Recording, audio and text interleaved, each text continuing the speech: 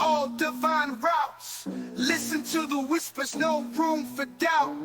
Parables drop stronger than gold faucets. Souls hydrated from divine prophets. Study the book, change perspectives. Carefully crafted, not too subjective.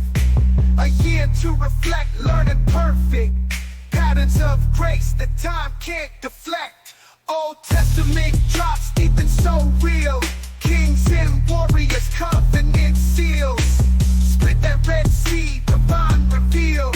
Commandments written, not made of steel. Bethlehem birth to cross on the hill. Unfolding the never blessings, cast with skill. Scripture flip, every verse fulfilled. Through the word, every verse, every chapter, nothing unheard. Everybody in here blessed, I'm blessed. Everybody in here blessed, I'm blessed. Yo, online sermons, holy vibes delivered. Spreading light, got the sinners reconsidered. Psalm to psalm, man's like a holy DJ. Flipping through scripture, repping the Yahweh. Your emotes in the chat, praising the message. Flat cap on point, teaching eternal lessons. Everybody in here blessed, I'm blessed. Everybody in here blessed, I'm blessed.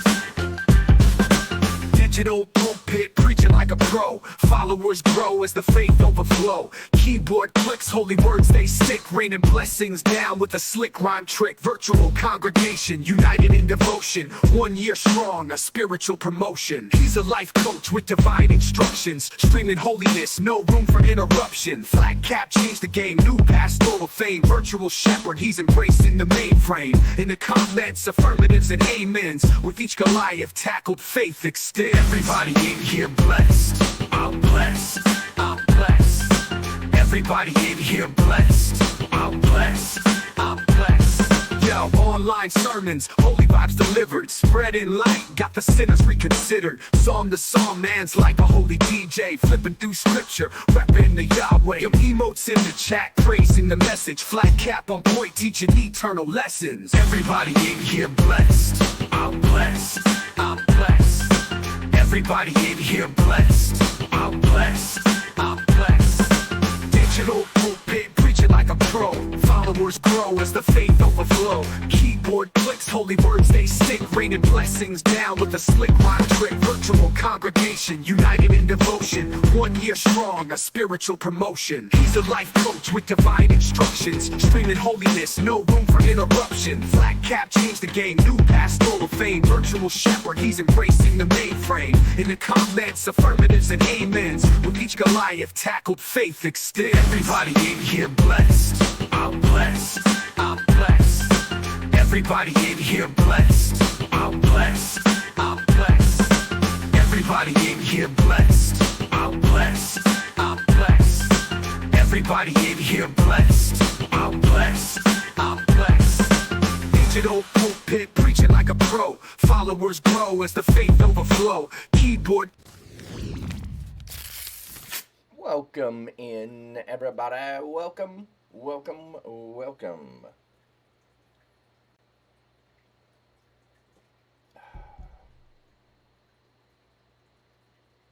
All right, we got good sound. It sounds, it sounds like we do. At least it sounds like it.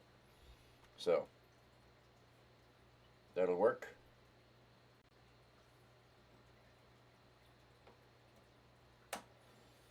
Da-da-da-da. Have those sitting right there. I've got a little tickle in my throat, so I had to go look for some cough drops. I thought I had a bag of them, and I could not find it. I don't know if you can hear the little scratchy in the back of my throat. That's what it feels like today. I just tiny bit on the zip there. There we go.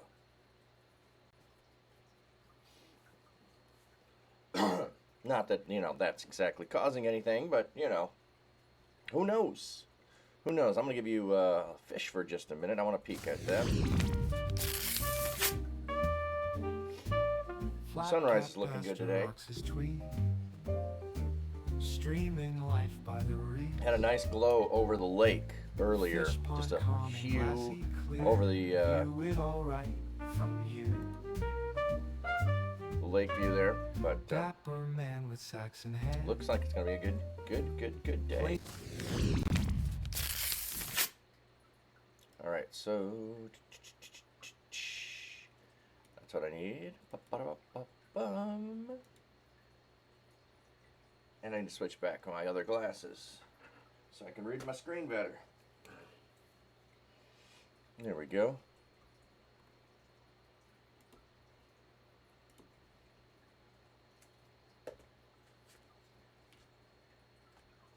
All right.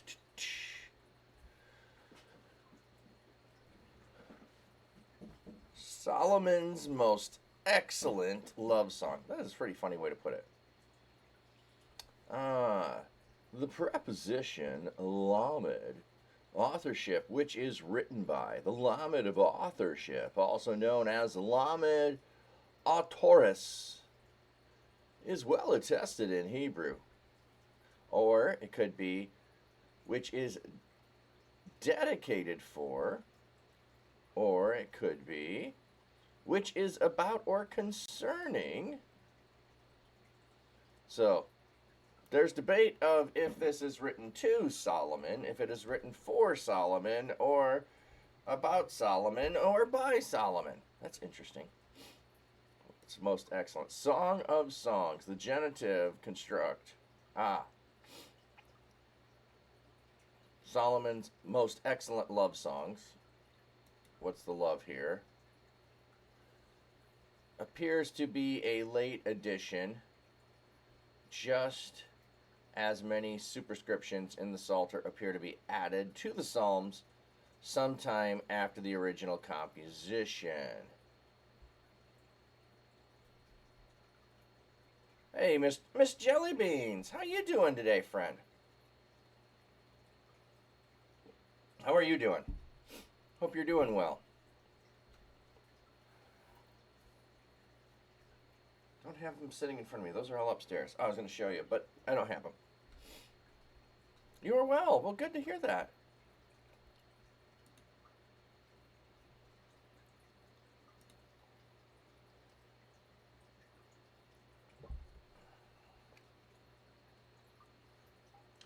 Sorry, I was just trying to decide. So sometimes when I get down here, my glasses are a little cool, and my body temperature will cause them to fog up when I put them on. So I couldn't tell if it was fogging up or if I needed to clean them.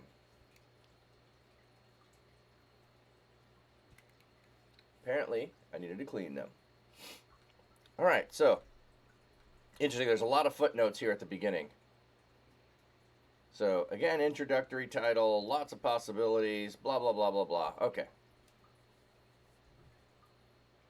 I think we're going to probably skip the footnotes unless we need it, because these are like really long footnotes. Hey, Galaxy! Welcome in, friend. Welcome in.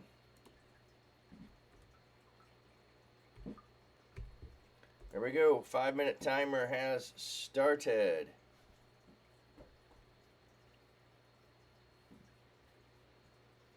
And, yes, there we are. Hey, I'm watching you people. Welcome in. You know what? My throat does feel a little scratchy. I might grab a cough drop here in a little bit if it keeps that up. Even though I'm not coughing, but the good hair. Hey, how did your bed turn out? Did you get that fixed, repaired at all yesterday? Hoping you did, but you know, it's a Sunday and a holiday weekend. If you couldn't get it figured out or it didn't decide to just cooperate later, you know, you love the head of hair. Yes, I'd rather wear a hat, but you do what the audience wants. Okay. Ukulele coming in with the raid. Ukulele viewership just rated with 21 viewers.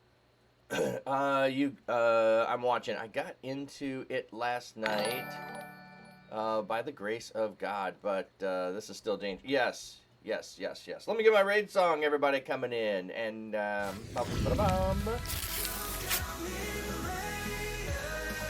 Violet Wind, welcome in. Welcome in. Ukulele, welcome in. Coffee Lady, good to see you this morning. Omega, good to see you. Ukulele, if I didn't say hi already when you came in with a ring, thank you, friend. I was a silent lurker this morning. Did not feel like getting up out of bed very much this morning. And hence the lovely hair. I dragged no comb across my hair this morning. Yeah, if you fall, I'm watching you could be re-injured. Yes. That I was concerned. Yeah, Mike Ben here. Welcome, friend.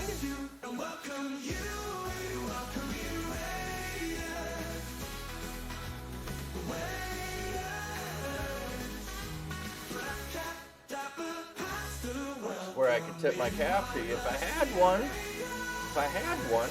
I'm on a 5-minute timeout. Ooh, there was Wywas. That was such a good day.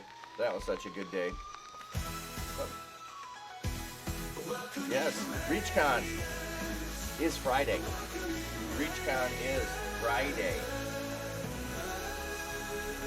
So, I'll be out of here on Friday.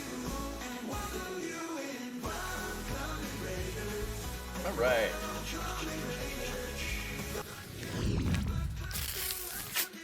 Glad to have all of you in here. Welcome in, you lovely people.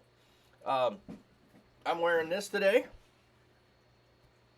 The month of September, I go ride my bike, and this month I'm doing 500 miles.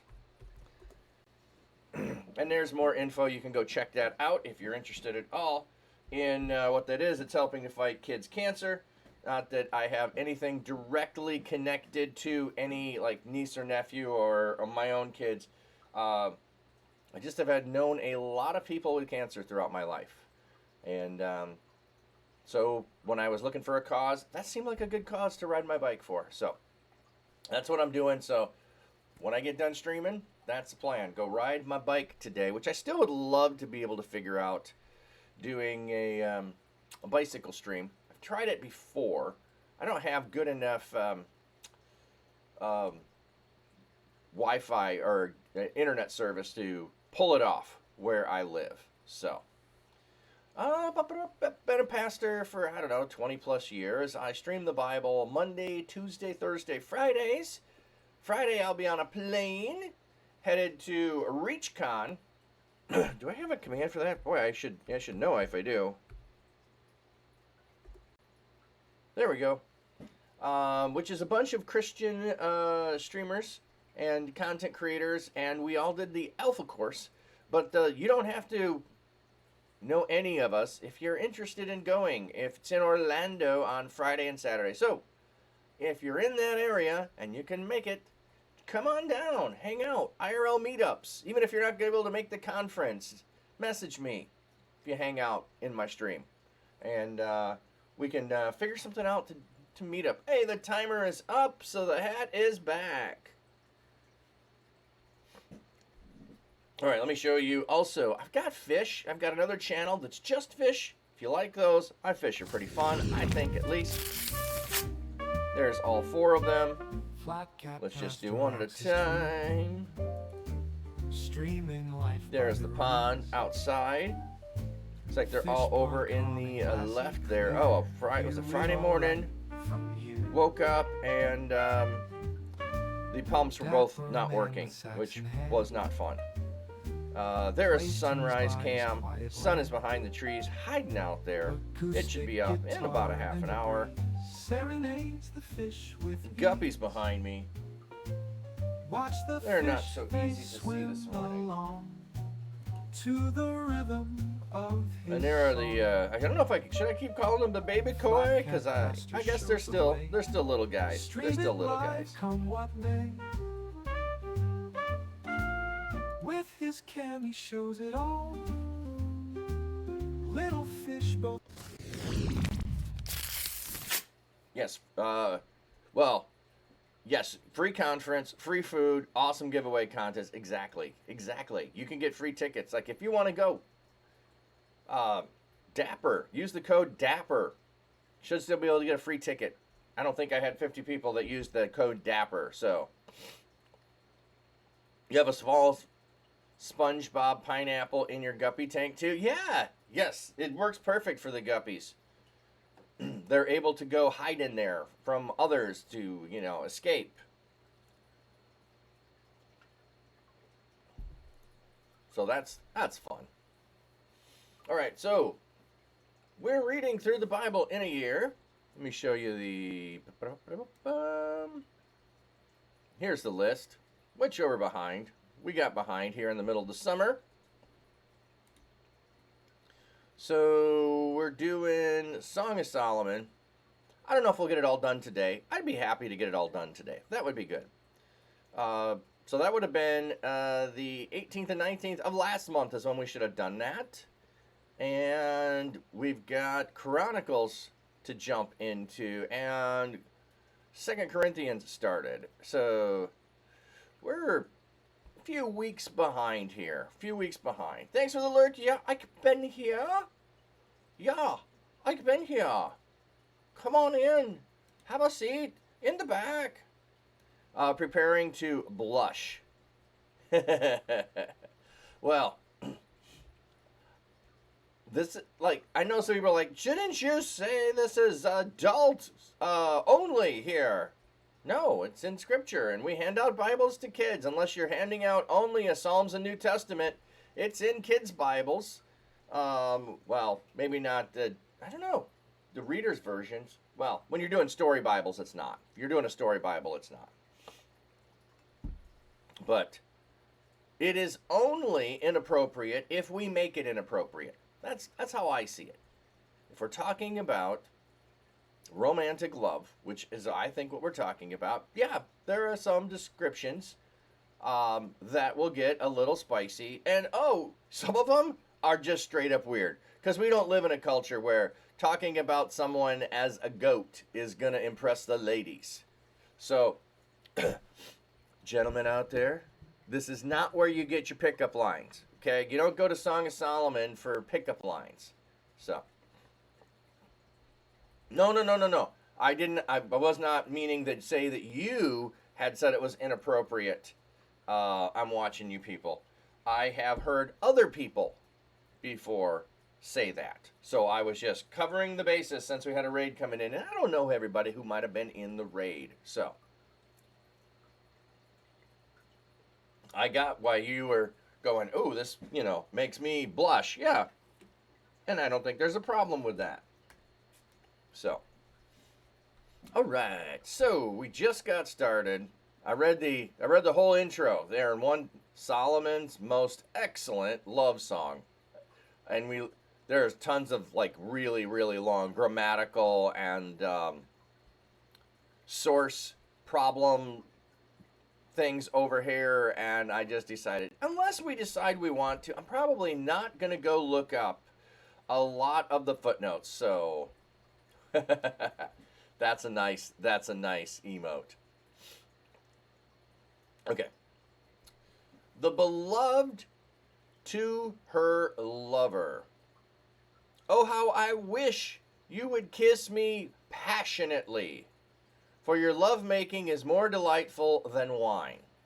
The fragrance of your colognes is delightful. Your name is like the finest perfume. No wonder the young women adore you.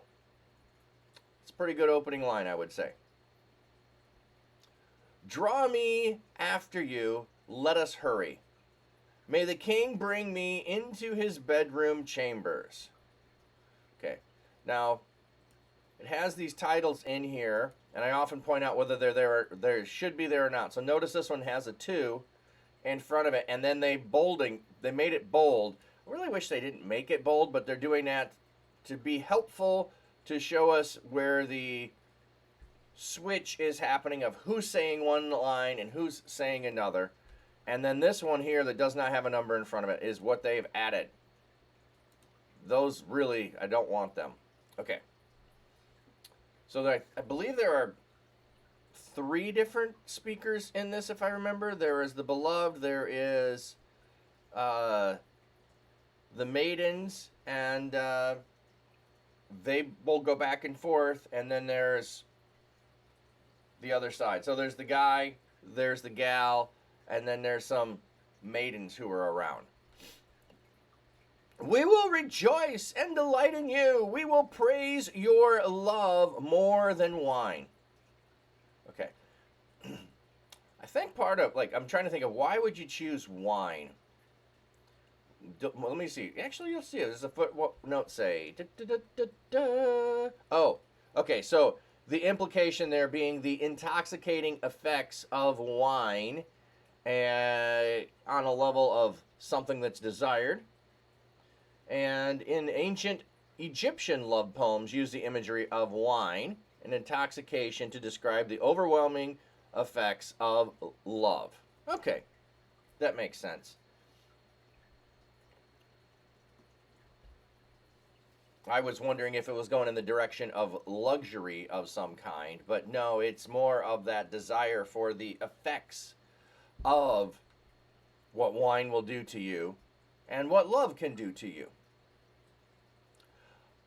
The beloved to her lover.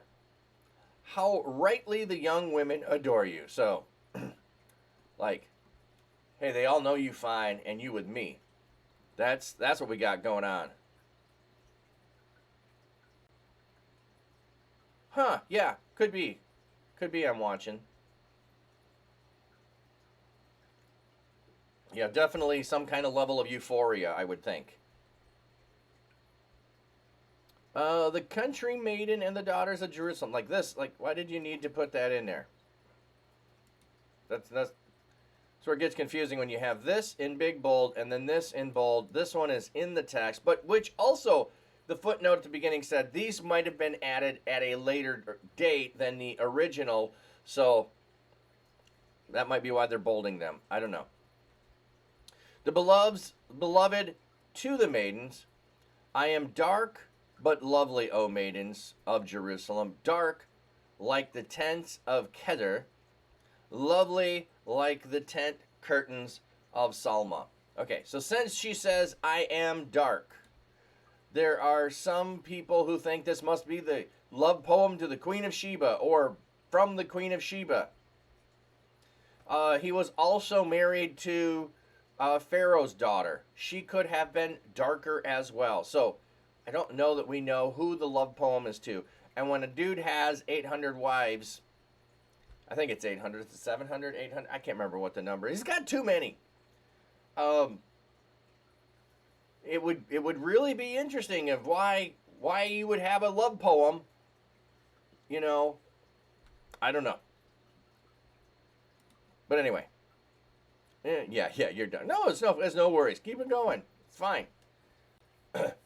Do not stare at me because I am dark, for the sun has burned my skin. My brothers were angry with me. They made me the keeper of the vineyards. Alas, my own vineyards I could not keep. So,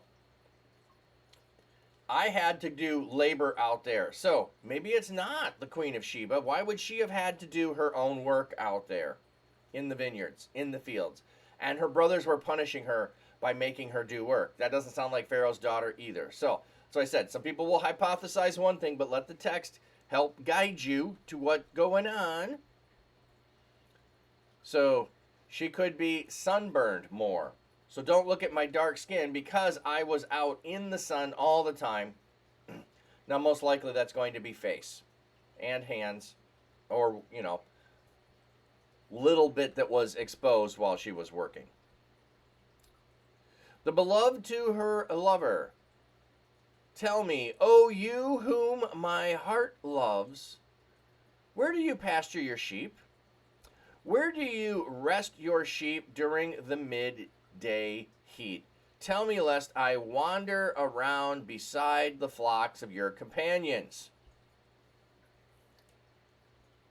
Okay, does it have... I'm trying to think if sheep is a metaphor for something. They've given me no footnote on the thing I'm interested in. Okay. Where do you rest your sheep during the midday heat? You don't want me wandering around the flocks of your companions. Not sure what she's after. The lover to his beloved. He's finally going to make a response. Oh, it makes you think of Jesus? Well, one of the things that people have done with the Song of Solomon is just say, it's just all a story about Jesus and the church. Yeah, I don't think that's what's going on here.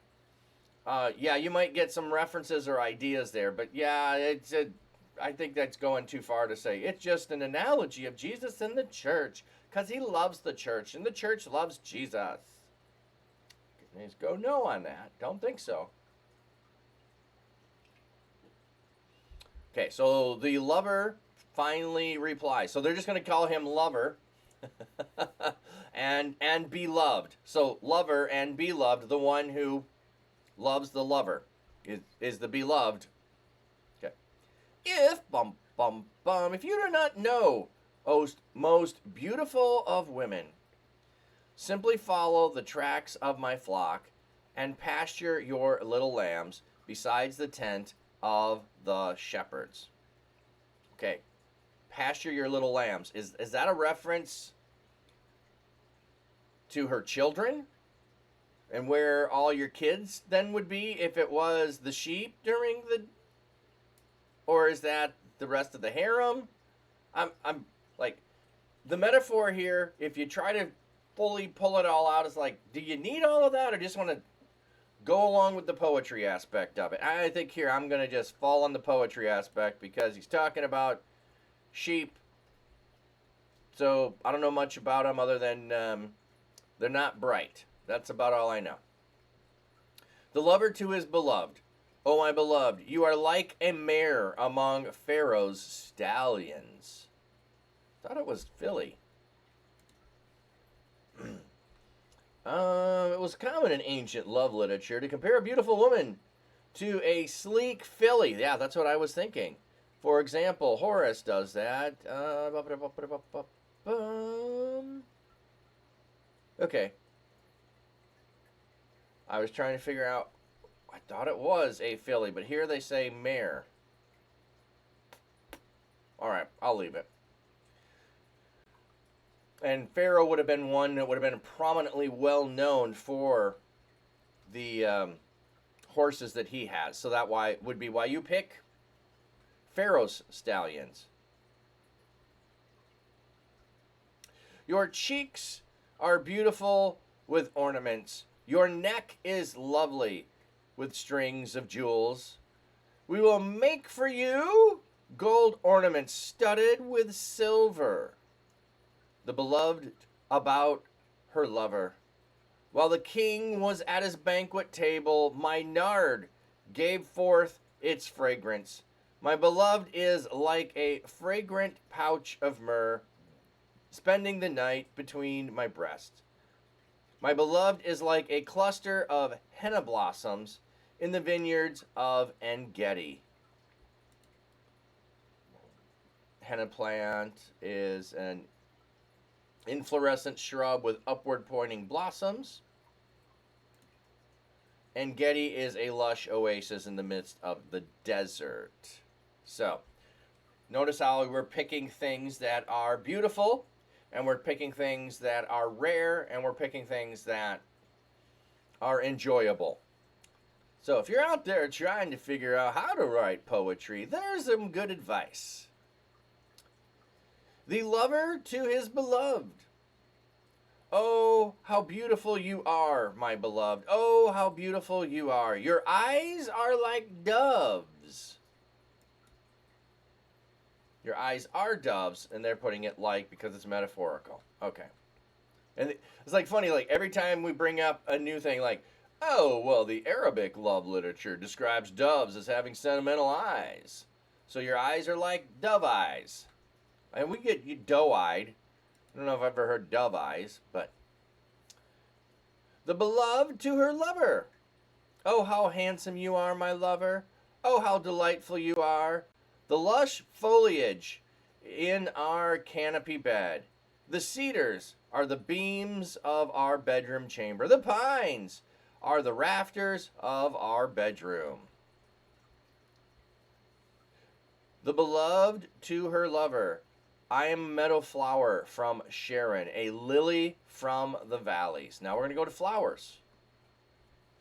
The lover to his beloved, like a lily among the thorns, so is my darling among the maidens. Now that's how you take and you make something into a beautiful metaphor.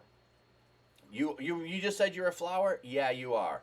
But when I see you, it's like everyone else around you, all the other women around you, they like some thorns. You know, they like some hags over there. And you fine. So, yeah, a lily among the thorns. Sorry to say, but some of these verses make me get, yeah, I know.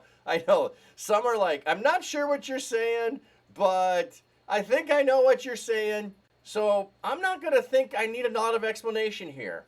And I also, like I said, if you're giggling at this on a level, this is, going back and forth, love poetry to each other, like, Romeo and Juliet or whatever else. I don't really want to have that feeling between me and Jesus, the church and Jesus. It's not looking for that. Okay. The beloved about her lover, like an apple tree among the trees of the forest. So is my beloved among the young men. I delight to sit in his shade. And his fruit is sweet to my taste. Gonna keep moving. The beloved about her lover. Oh, by the way, do ask questions. If you do want me to try to explain what any of these are, if you don't understand, I'm happy to do that. But some of them, I think, if you're thinking that might be what it means, it's probably what that means. So, I don't think that these are super hidden ideas here. So, the beloved about her lover. He brought me into the banquet hall, and he looked at me lovingly, sustained me with raisin cakes, refresh me with apples, for I am faint with love. So, brought me into the banquet hall. If you're in the banquet hall, there's a lot of people going to see whose arm you're on. His left hand is under my head. His right hand embraces me. The beloved to the maidens. I admonish you, O maidens of Jerusalem, by the gazelles and by the young does of the open fields, do not awaken or arouse love until it pleases. Like, don't rush into this too soon. The beloved about her lover. Listen, my lover is approaching. Look, here he comes, leaping over the mountains, bounding over the hills. My lover is like a gazelle or a young stag. Look, there he stands behind our wall, gazing through the window, peering through the lattice. Like, hey, there's my guy, and look, he's checking me out. Ukulele. That did remind me of, he brought me to the banqueting table, his banner over me is love. My boyfriend is strong. But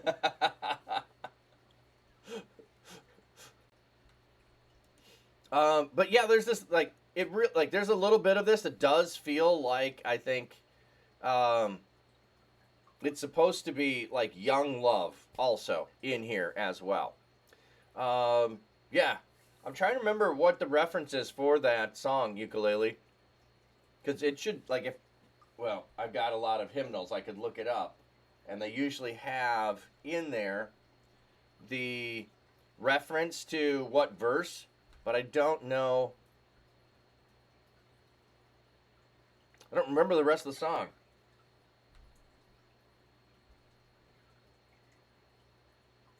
I think it goes, I am yours and he is mine. My banner over me is love. I think that's how it goes. Oh, now I'm curious.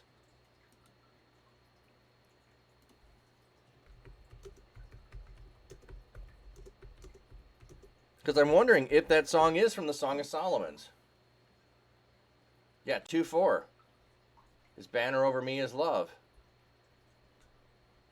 I should put the lyrics in here. I don't want to listen to the kids sing.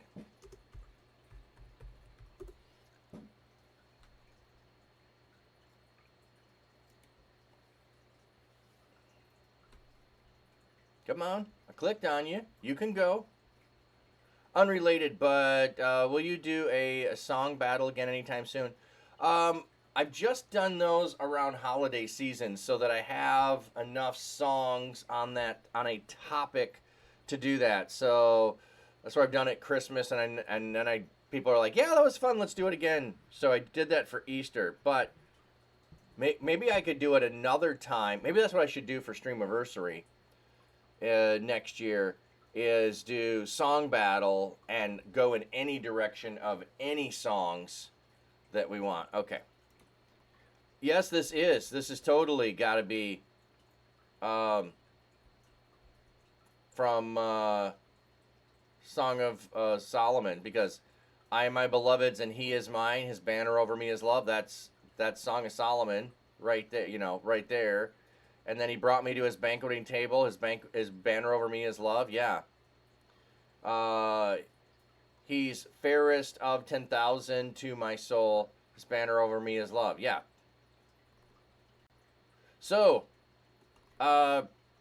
we're teaching kids a love poem here in this song. We're teaching kids a love poem here. Yeah, yeah. If I can see the page here. Yeah, it just says Song of Solomon 2-4. So we're...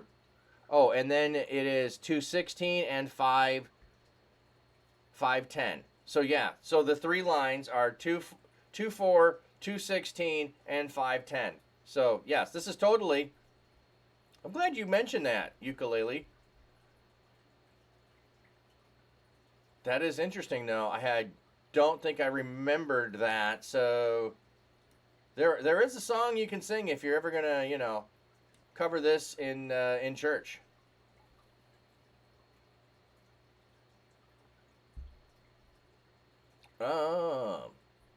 Covers of songs safe for Twitch streams.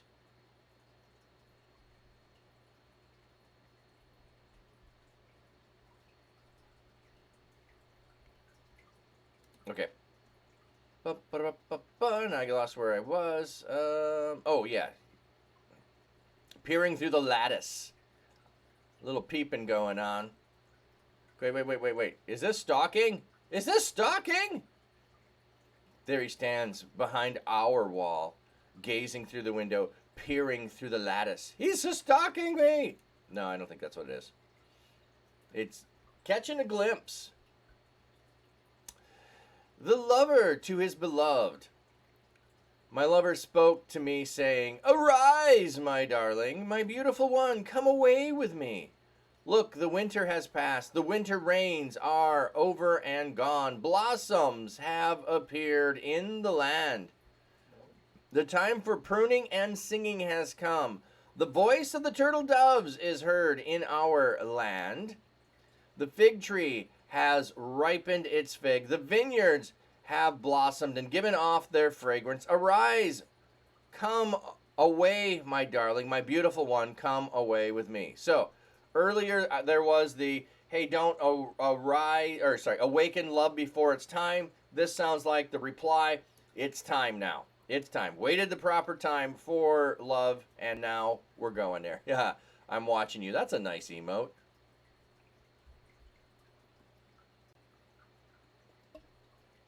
You defer to Twitch rules on this, but what I usually see is people put those on channel that is not saved to VODs.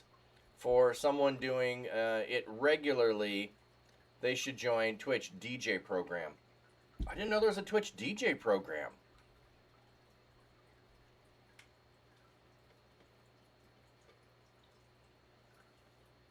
It's your mod emote for North Hill Live. Nice. Nice. Did he make that for you then? So it's on North Hill Live? Oh, that's cool.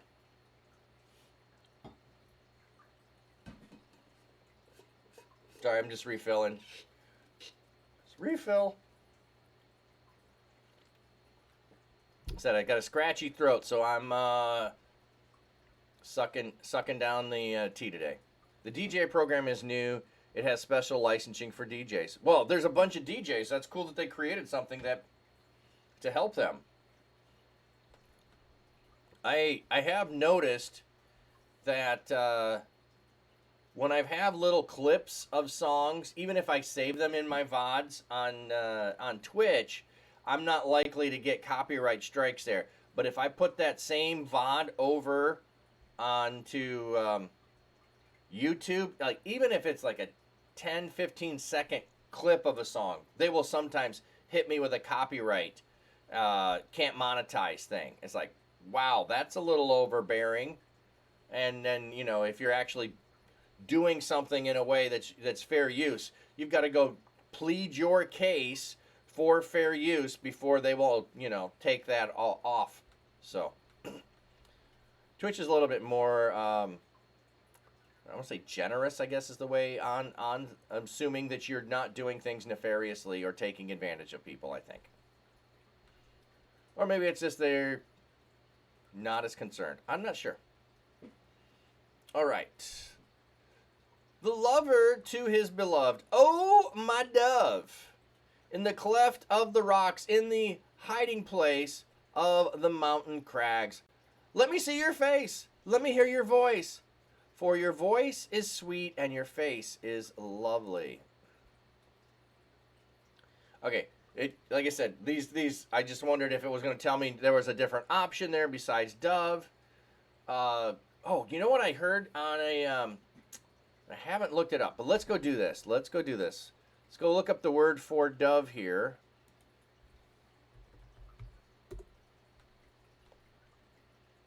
What verse are we in? 14.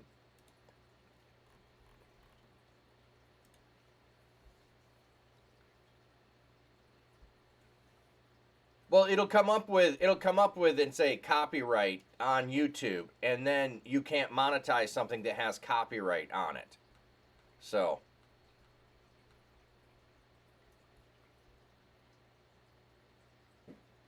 oh, well, I go look at the same ones where it says, okay, that's fair. Maybe they just mute it and don't tell you. But I'm saying it doesn't show up with any copyright strikes on Twitch for the exact same VOD. That's what I was thinking. But anyway, what I was going to say here on the bird of the dove here. Where was it? 14. Oh, there it is. Oh, my dove. That, yeah, it is Yonah. Strong's H 3123. Yonah. Yonah. Yonah. It's also pigeon. Pigeon. Now, we don't think of pigeons as this nice, you know, wonderful animal. He sent forth, so we go back to Genesis with the sending out of a dove. It could be translated pigeon. And then we have young pigeons, 2 young pigeons, or turtle dove. Okay? So so what I was told, or what I heard, is Yonah should be translated as pigeon, even though we usually translate it as dove, because there was another word, turtle doves here, that would be the other kind of dove, but we pretty much translate it as dove instead of pigeon. So if we think of the dove of peace and the dove with the olive branch, you know, from Jonah, or not from Jonah, from Noah, maybe it's really going in the other direction. It's a different animal, but we don't have the same respect in modern thinking for pigeons. They're, you know, as some would say, flying rats. And they're a nuisance in cities, and so we don't like the pigeon. We still like the dove. So anyway, thanks for the word look up there. Did we get it? Oh, it's words plus. It's plural, S. There are so many songs used at certain alerts too, like blurp, sound, trigger fire, mix up bot. Oh yeah, yeah, yeah.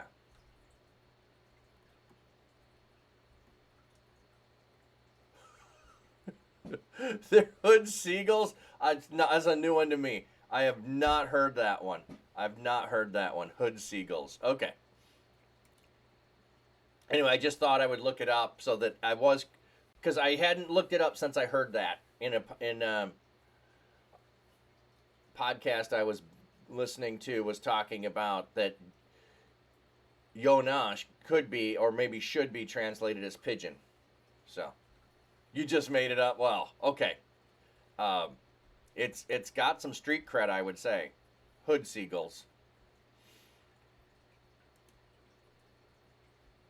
The beloved to her lover. Catch the foxes for us, the little foxes that ruined the vineyards, for our vineyard is in bloom.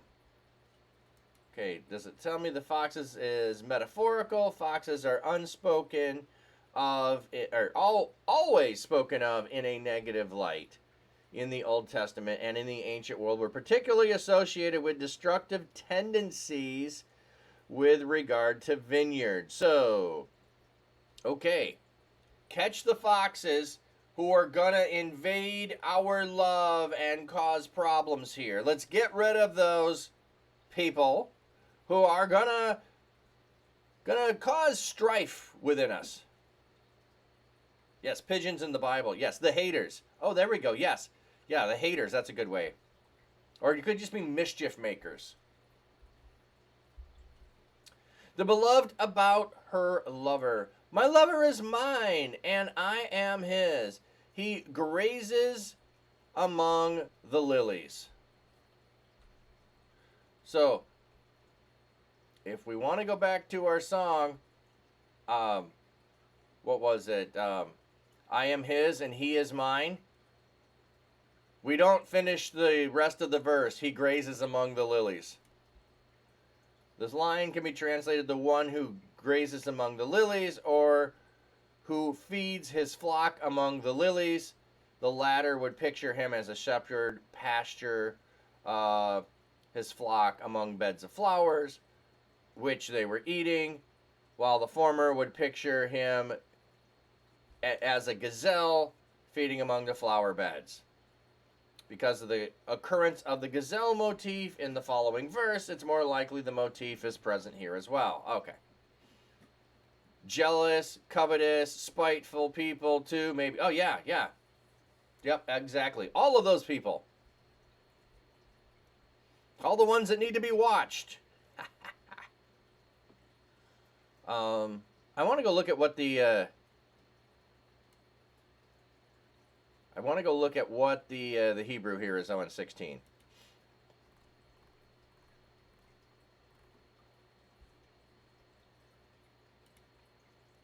If I remember right, I believe this is what I have on my ring, or used to have on my ring. Okay. So this word right here is beloved. The little looks like an apostrophe on the end is possessive of my. And this is a to, that's directional. That's the lamed there. To, for, among, towards. So it's to me. So it's my beloved to me and I to her. So dode is beloved or beloved. So my beloved is mine and I am his. So it's literally my beloved to me. Oh, here's the and. Right there's the and I to her.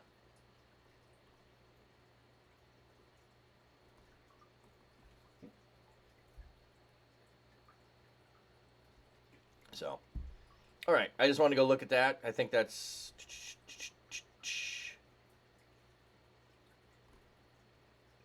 Anyway, that's a common verse that people use romantically.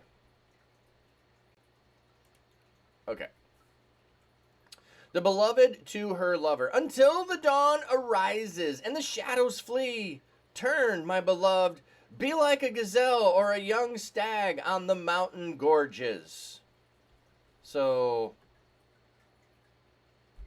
be strong, show off, let me look at you. I'm not sure exactly what she's going for. The beloved about her lover. All night long on my bed, I long for my lover. I long for him, but he never appeared. I will arise and look around throughout the town and throughout the streets and squares. I will search for my beloved.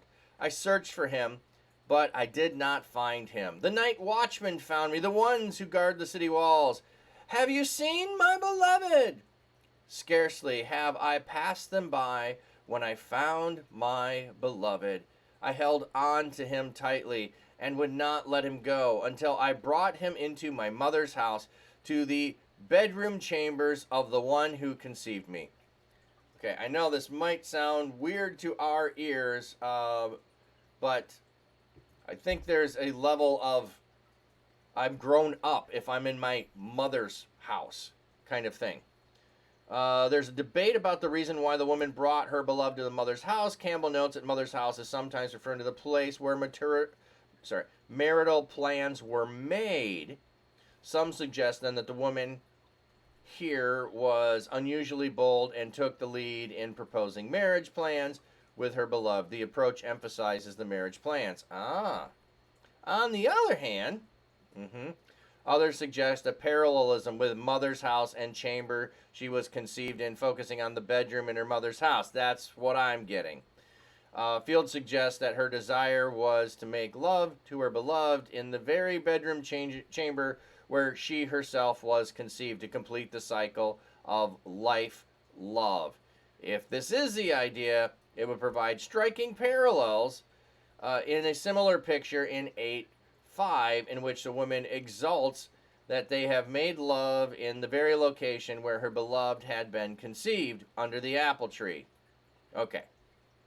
The circle of life, yes. Yes. The well, and if you think about it in these kinds of terms of, if this was a place that brought my mother joy, and I bring you here, this too will be the place that will bring the two of us joy. So I think that's the idea there. And then if you want to go fully with this is where I was conceived, well, this is where we will conceive. Or I was conceived and I will conceive our children. I think you could go with that kind of parallel idea as well. The beloved to the maidens. I admonish you, O maidens of Jerusalem, by the gazelles and by the young does of the open field. Do not awaken or arouse love until it pleases. So the phrase has been repeated again. So when you see phrases repeated, you could think of stanzas happening, or you could think of parallels that are going on here. We, modern people, might be icky but they clearly found it romantic. Yeah. Well, we also would have a tendency to live in a different house than our parents and have separate bedrooms. They would have had, like, if this was the house, over here would be bed for this member of the family. Over here would be bed for this different member of the family. They did not have capacity to fully do room upon room upon room. However, when you went to prepare a place for your bride, you were building an addition where you would have privacy from the family for a year. So, but otherwise, you often would. Like, if you just think about, if you've ever gone camping and you sleep in a tent, you just throw the sleeping bags around in the tent and everyone sleeps often in the same chamber. I know there's newer ones where you can, and I had these, you have a center tent and then two side ones, and you zip them on, and you can zip a doorway between them to give you privacy. But the modern privacy thing was not something that would have been common in ancient times. So, the speaker. Who is the speaker? It is not certain whether the speaker here is the beloved or not. So we don't know who's speaking.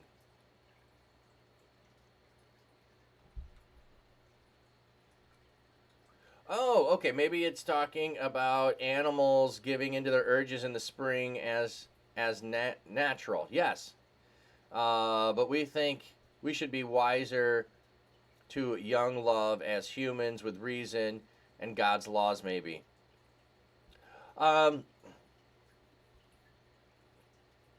That's an interesting thought there. I hadn't thought about that, but there does seem to be from the beginning that there was a section of waiting, and now it's springtime, and yes, there would be the natural, we're in the right time, but there's still the warning, like, don't be in a hurry to go down this path.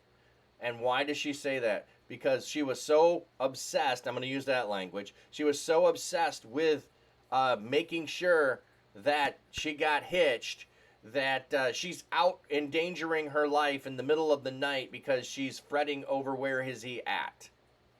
So she's out searching for him, and that's where we had that repeated phrase come back after the searching for him in the middle of the night. So I don't know that there's much that I would want to go in the direction of trying to say this has to do with obedience to God and his laws.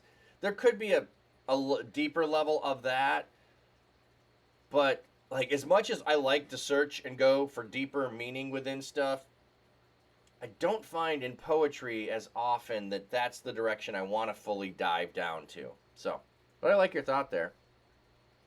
Okay, so the speaker, we do not know who the speaker is. Who is this coming up from the wilderness like a column of smoke, like a fragrant billow of myrrh and frankincense, every kind of fragrant powder of the traveling merchants? Look, it is Solomon's portable couch. Oh, sorry. Come on. Show me the footnote there. The term mittah refers to the royal portable couch spread with covers, cloth, and pillows. Wow, I didn't know that. The Hebrew noun is related to the Ugaritic bed. The term bed couch itself can refer to a number of similar but different kinds of pieces of reclining furniture. The bed of a common person found in a bedchamber for reposing and sleeping at night. The royal bed of a king or a nobility. The couch of a common person. A royal banqueting couch for reclining at feasts. A portable lightweight bed for transporting the sick. A portable bed such as a funeral bier. A portable royal couch for transporting the king. So, okay. Don't remember the couch thing, though. Huh. Let me get caught up on chat. Looking back, I've been like that a time or two when I was a young adult. Hallelujah! The lesson learned. Yes. Yes. Hey, look. If it is like, this is funny. Like, hey, look, there just happens to be a couch over here. It is surrounded by 60 warriors, some of Israel's mightiest warriors. So it's protected. The couch is protected. Hey, Lady Palace, welcome in. We're doing Song of Solomon's. A not often read book. All of them are skilled with a sword, well trained in the art of warfare. Each has his sword at his side to guard against the terrors of the night. See, before she was out looking for him in the middle of the night and unprotected. Now here is the couch, which is protected, and she will be protected there. King Solomon made a sedan chair for himself of wood imported from Lebanon. Its posts were made of silver. Its back was made of gold. Its seat was upholstered with purple wool. Its interior was inlaid with leather by the maidens of Jerusalem. Come out, O maidens of Zion, and gaze upon King Solomon. He is wearing the crown with which his mother crowned him on his wedding day. on the most joyous day of his life. The day of the joy of his heart. Oh, okay. Kind of like when they use heart language, but they want to make it more clear, modern. So, when the couch is here, just wondering, look, it's Solomon's portable couch. Is it Solomon on the portable couch because it's surrounded by 60 warriors? To me, that would make sense that Solomon is lounging on the portable couch. So you have the looking for the beloved all night long, and now you have, oh, ads. Thanks. I guess we got the ads going. Hasn't told me yet, but we'll go over there. Flat cap past Rox's tweet, streaming life by the breeze.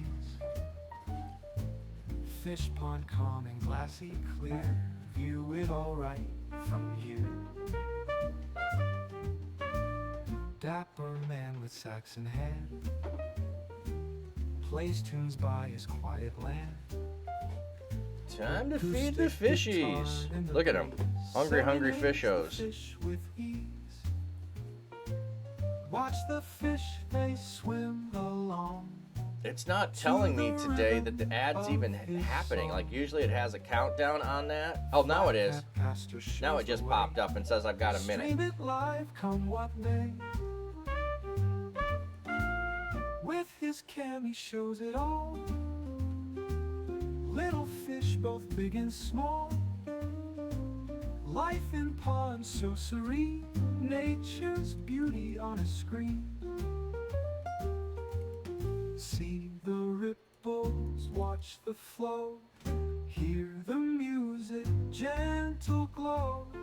Flat cap's charm and calming tone makes the fish feel right at home.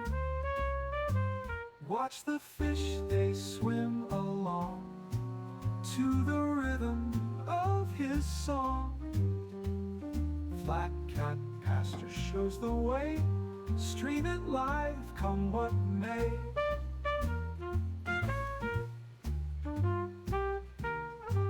All right, it tells me it's over. Oh, you came back on right when it said it was over. So that was interesting. I don't know why it does that. It will, sorry, wrong one. It will say ads coming in so many seconds, and then it's like 30 seconds before it gives me the countdown. I think it was more like a minute this time. The countdown to then being a minute countdown. So, it's goofy. It's goofy. All right, so we just finished chapter 3. Moving on to chapter 4. The lover to his beloved. Oh, you are beautiful, my darling. Oh, you are beautiful. Your eyes behind your veil are like doves. Your hair is like a flock of female goats descending from Mount Gilead. Yeah, it is. That's what's irritating. It's like the what it tells me, and then it like the two don't coincide. But I don't know. Okay, so this is what I was saying. Like, okay, this might have been, a really lovely thing to refer to. Your hair is like a flock of female goats descending on Mount Gilead. Yeah, I'm not thinking that's one I want to get on a t-shirt, and wear around. Your teeth are like a flock of newly shorn sheep coming up from the washing place. Each of them has a twin, and not one of them is missing. You got some pearly whites there. You got some pearly whites. They look good. Your lips are like scarlet thread. Your mouth is lovely. Your forehead behind your veil is like a slice of pomegranate. I'm not sure how that's romantic, that your forehead is like a pomegranate, but I'm going to just accept that it is. Your neck is like the Tower of David. So, a nice long neck, built with courses of stones. 1,000 shields are hung on it, all shields of valiant warriors. Like, okay. Your two breasts are like two fawns, twins of the gazelle, grazing among the lilies. Until the dawn arrives and the shadows flee, I will go up to the mountain of myrrh and the hill of frankincense. You are altogether beautiful, my darling. There is no blemish in you. So I think there's the point, regardless of if it was or was not romantic to my ears. What is the... I don't know. There's a song that I don't know, talks about being imperfect and you're imperfect and I love all your imperfections, and I'm going, dude, you shouldn't be telling her that you love her imperfections. You should be saying, people tell you you have imperfections. I don't see your imperfections. I mean, like, that song irritates me on a logic level. Like, no, because she might hear it today. Let's go in this direction. She might hear you saying today, I love your imperfections, they're beautiful, but I also identified their imperfections. And at some day when she's not feeling so good about you, but that rings in her ear that she has imperfections, the rest of it that I love the imperfections doesn't. You said I have imperfections will remain. And this would go both ways. So I'm like, that is not crossing my lips. No, sir. It's just like, the question, does this make me look fat? There is no right answer to that. There's no lying to that. No, that's a trap. It's a trap. I know it's not always a trap, but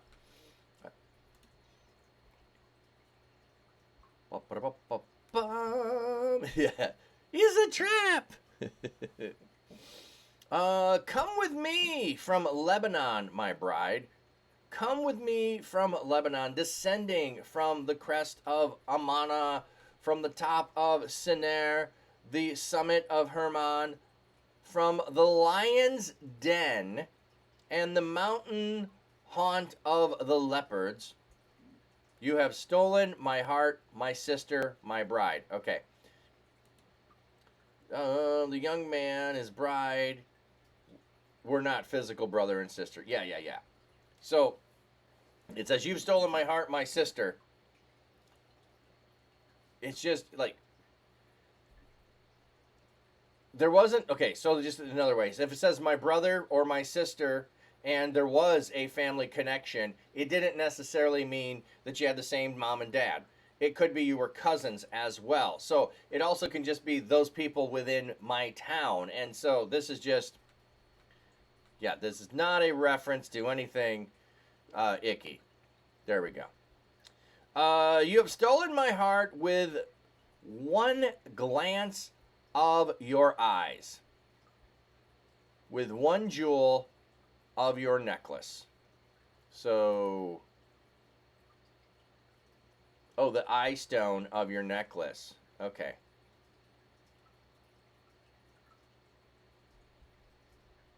So it could be physical eyes, or it could be the jewel in the necklace. Because he was talking about dove eyes earlier, and I think I would think it's eyes, but it could be double meaning. How delightful is your love, my sister, my bride. How much better is your love than wine? Got back to that. The fragrance of your perfume is better than any spice.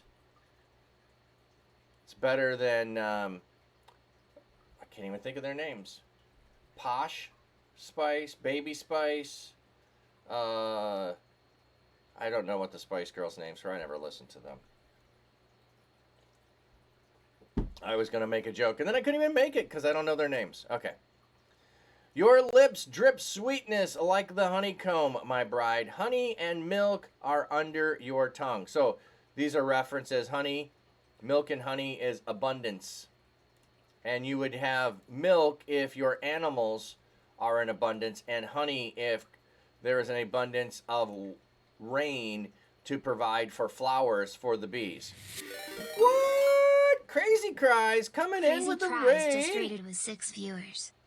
Welcome in. Welcome in, Raiders.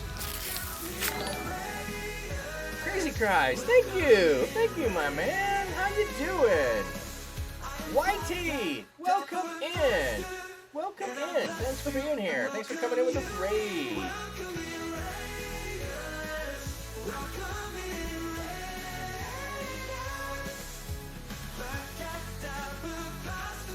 That's 2 raids today. On a holiday, no less.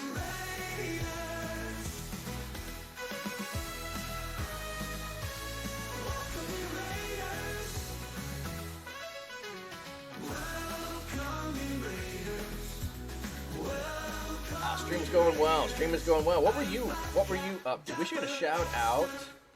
Yeah, we did. They were playing exclamation point. Check out Raiders. That's funny.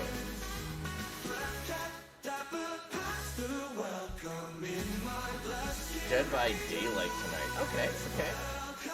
There's the albino Placostomus. You just got to witness that. Yes. I'll go ahead and turn this off. We don't need to see all of it. We don't need to see all of it.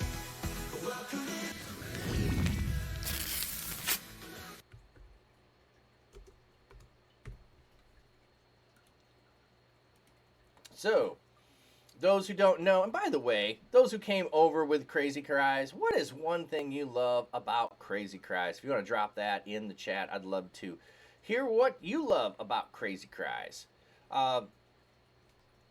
So, what was I going to say? Oh, you're asking how, yeah, stream's going well, doing good. We're reading Song of Solomon, or Song of Songs, depending on what your title is.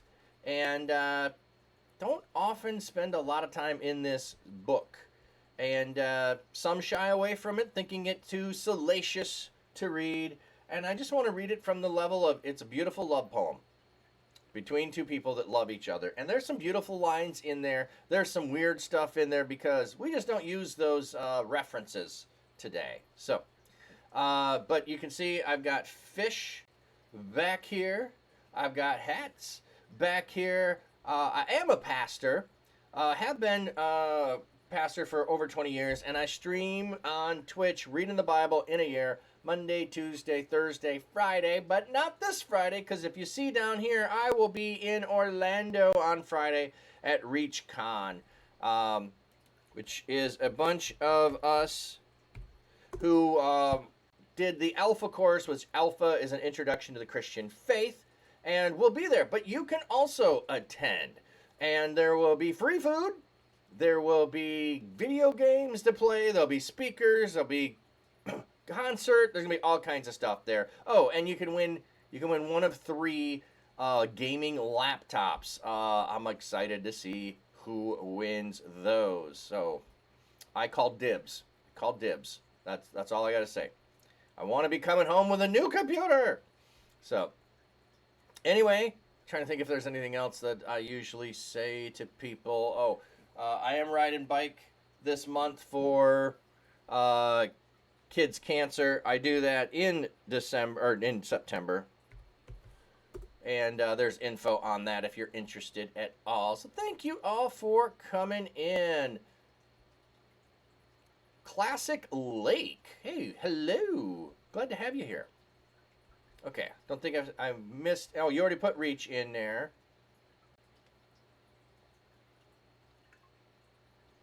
Let's see if I missed anything else. I don't think I did. So I hope you had a great stream. Thanks for coming in. Appreciate it. Will they be streaming the conference? I do not know entirely how to answer that question. I believe that some of the streamers will have a setup where we can be streaming individually from the computers that are set up to be able to be streaming. So I'm not sure on how that is going to happen or work entirely. So, all right. So we're in Song of Solomon, chapter 4. Chapter 4. By the way, anyone new coming in, We read the Bible through in a year, and it's beautiful to read it out loud because you hear things, and you go, hey, didn't we just read that? Hey, I just heard that. Or you go, I don't understand that. And we ask questions. We dive deeper into things. I look up words all the time to go, what does that really mean? We've got some footnotes on the side to help out. So I'm reading in the New English Translation, or it's called the Net Bible. So you can just go to netbible.org, and it's got all kinds of footnotes to help you understand what might be going on in the text. Some of it's really technical when it talks about grammar and those kinds of things, but you should be able to grasp what's going on there. I also go over here to Blue Letter Bible, and this is where I look up different words in the text. We like dode is beloved. So it's my beloved, and we were just looking up some phrases here because I thought I remembered this. Yes, this is my beloved to me and I to her, or to him. So anyway, ask questions as we go along. Good questions, unrelated questions, bad questions, it doesn't matter. Love questions. I don't think you could enter to win through the streamers who would be doing it, because I think you have to be present to win. At least that's my thought, is you have to be present to win. Okay. So we just had your lips drip sweetness like the honeycomb, my bride. Honey and milk are under your tongue. The fragrance of your garments is like the fragrance of Lebanon. The lover to his beloved. So this translation is choosing to call lover, which is the man, and beloved is the woman. So just to make sure you're coming in, you know who is who. Lover is the one who is the male. Beloved is the female. You are a locked garden, my sister, my bride. Oh, and then my sister is not meant to mean they're related. That is not the way the term is being used here. It would be like the city, like the daughters of the city kind of imagery, like they're all connected within there. So he's using the language of sister in a loving, endearing way. Like we might say honey or sweetie. That's how sister here is being used. Honey and milk make me think of something that's supposed to seduce as well as innocent. Oh, seductive as well as innocent. Oh, yes, it could go in that direction. I was thinking about the abundance of it speaking to things. Like the abundance of the love is there. Yeah, to be seductive. Yes, yep. It could go in that direction. Okay. You are a locked garden, my sister, my bride. You are an enclosed spring, a sealed up fountain. Your shoots are a royal garden full of pomegranates with choice fruits, henna with nard and saffron, calamus and cinnamon with every kind of spice, myrrh and aloes with all the finest spices. You are a garden spring, a well of fresh water flowing down from Lebanon. And I think we get continued references to different locations and stuff. So there might be, for instance, a well-known garden or a spring of, a well in Lebanon. So I'm going to refer to those kind of things that people would know. So if I were to want to romantically describe, why I would, I don't know, but my love as a mountain, I might pick a well-known mountain like Kilimanjaro or the Himalayas. I might go in those directions. Or if I want to talk about her being as mighty as a river, I might pick the Amazon or the Mississippi. I'm probably not picking the Makatawa River, unless you're from this area, and that's actually like an hour away from me. Unless you're from this area, You don't know the Makatawa River. Oh wait, I can just pick the White River. That's where I live. It's by the White River. Oh, you're as wonderful as the White River. Not really romantic. Just saying. So that's what I'm saying. When we have these references to two things in the text, they would have been more well known to the people of the region and would have been something grand about the place that's being referred to, would be my thinking. Okay.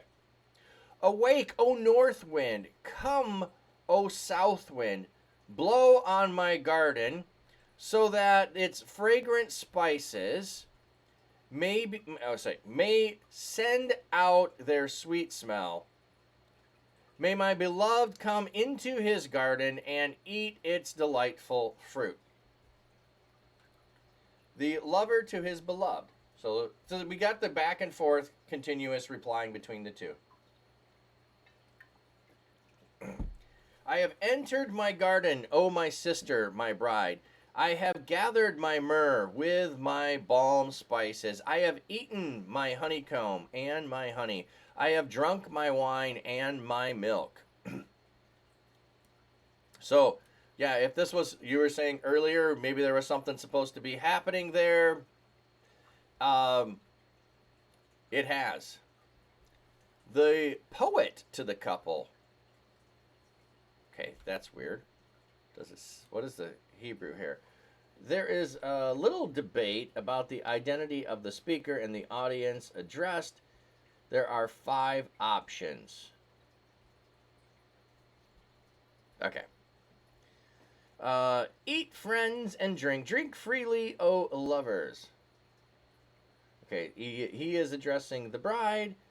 The bride is addressing him. The wedding guests are addressing him and the bride. I think that would be the direction I would go.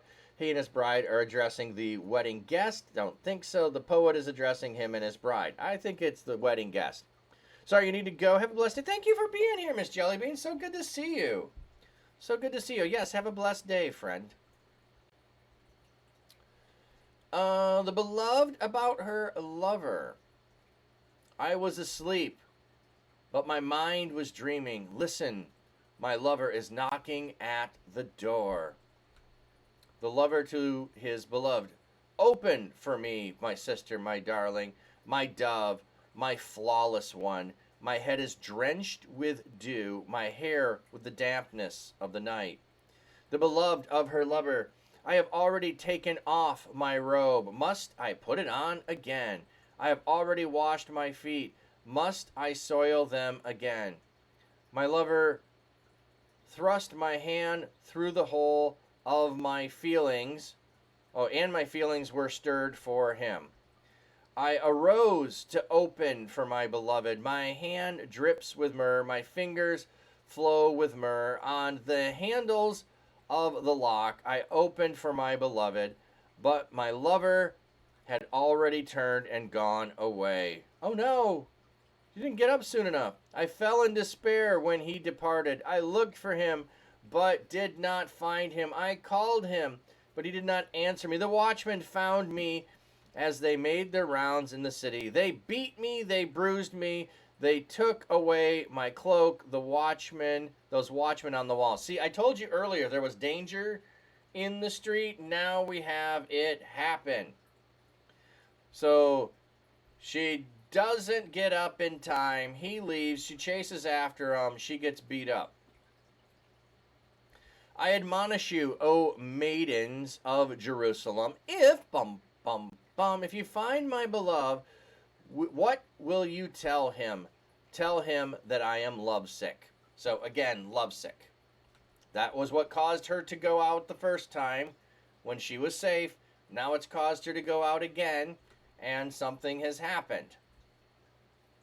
The maidens to the beloved. Why is your beloved better than others? Oh, most beautiful of women, why is your beloved better than others, that you would admonish us in this manner? Ooh, like the maiden's talking back. My beloved is dazzling and ruddy. He stands out in comparison to all other men. Manly or ruddy, depending upon whether it is derived from Adam or from red. Ah.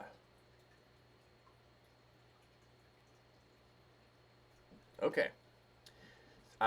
So that would be interesting, which would not be a surprise. So if you know anything about redheads, it's genetic and it's recessive. So we have Esau, okay, who was a redhead, which would mean that everyone who's a descendant of Jacob then would have the potential to have redheaded children because their father, Isaac, would have passed on the gene potentially to Jacob. Or it was his mother, Rebecca, would have passed it on. I think I got the name right. Is that right, Rebecca? Yeah. Yeah, because Rachel's his wife. So Rebecca would have passed it on. So suddenly having in the line of David, if this is Solomon a redhead, isn't that interesting if Solomon is a redhead here? It could be manly, though. It could be manly instead of ruddy, redhead. His head is like the purest gold. His hair is curly, black like a raven. Okay, so it just said he is ruddy, but then it's black like a raven. Well, this would make more sense to then translate it as being manly here, because here we're talking about curly hair, and then it's black like a raven. Unless his beard is, or mustache is not the same color, which I've seen before. I've seen people with different color facial hair than their own hair. And or my stepdad's mustache was red. That pretty much, that's the only part that was red. Okay. His eyes are like doves by streams of water, washed in milk, mounted like jewels. Now she's talking about the eyes of his being like a dove. He already talked about her eyes several times. Yeah, genetics be interesting. It super is. His cheeks are like garden beds full of balsam trees, yielding perfume. Excuse me. All right, I think I'm going to grab a cough drop. My throat's irritated, and I don't think the tea's helping it enough.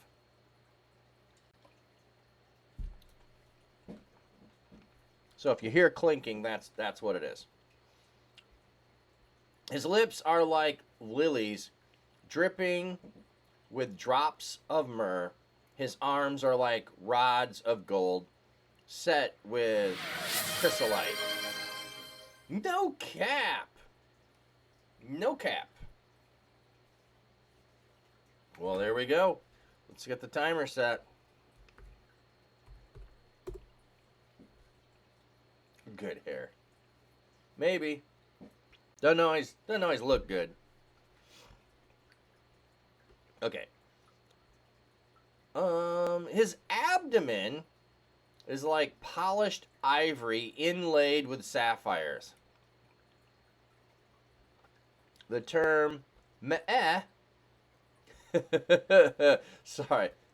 The term meh is used to refer to something in the Old Testament, the womb of a woman, a man's loins, the inward parts of a person, such as the stomach, intestines, which is digestive food. Okay, I want to go look that up. Meh. And hear how it sounded. So 5:14.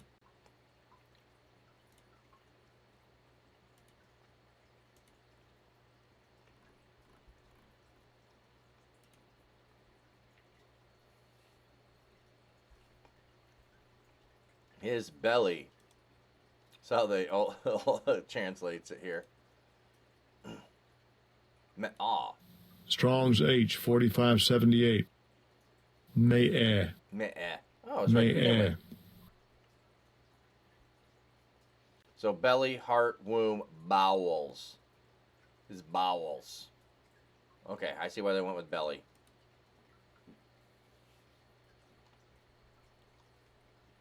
His legs are like pillars of marble set on bases of pure gold. His appearance is like Lebanon, choice as its cedars. His mouth is very sweet. He is totally desirable. This is my beloved. This is my companion, O maidens of Jerusalem. So, like, why you bugging us about this guy? Let me tell you about him, maidens. Let me tell you about him. The maidens to the beloved. Where has your beloved gone, O most beautiful among women? Where has your beloved turned? Tell us that we may seek him with you. He's quite the looker, ladies. Yeah, exactly. Like, you'll know him.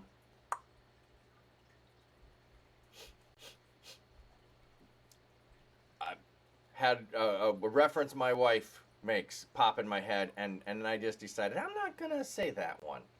It's not bad or anything. It's just like, I don't know where that reference is from, so I don't want to point to something that I don't know what the reference is from. So, the beloved to the maidens. My beloved has gone down to his garden, to the flower beds of balsam spices, to graze in the gardens and to gather lilies. The beloved about her lover.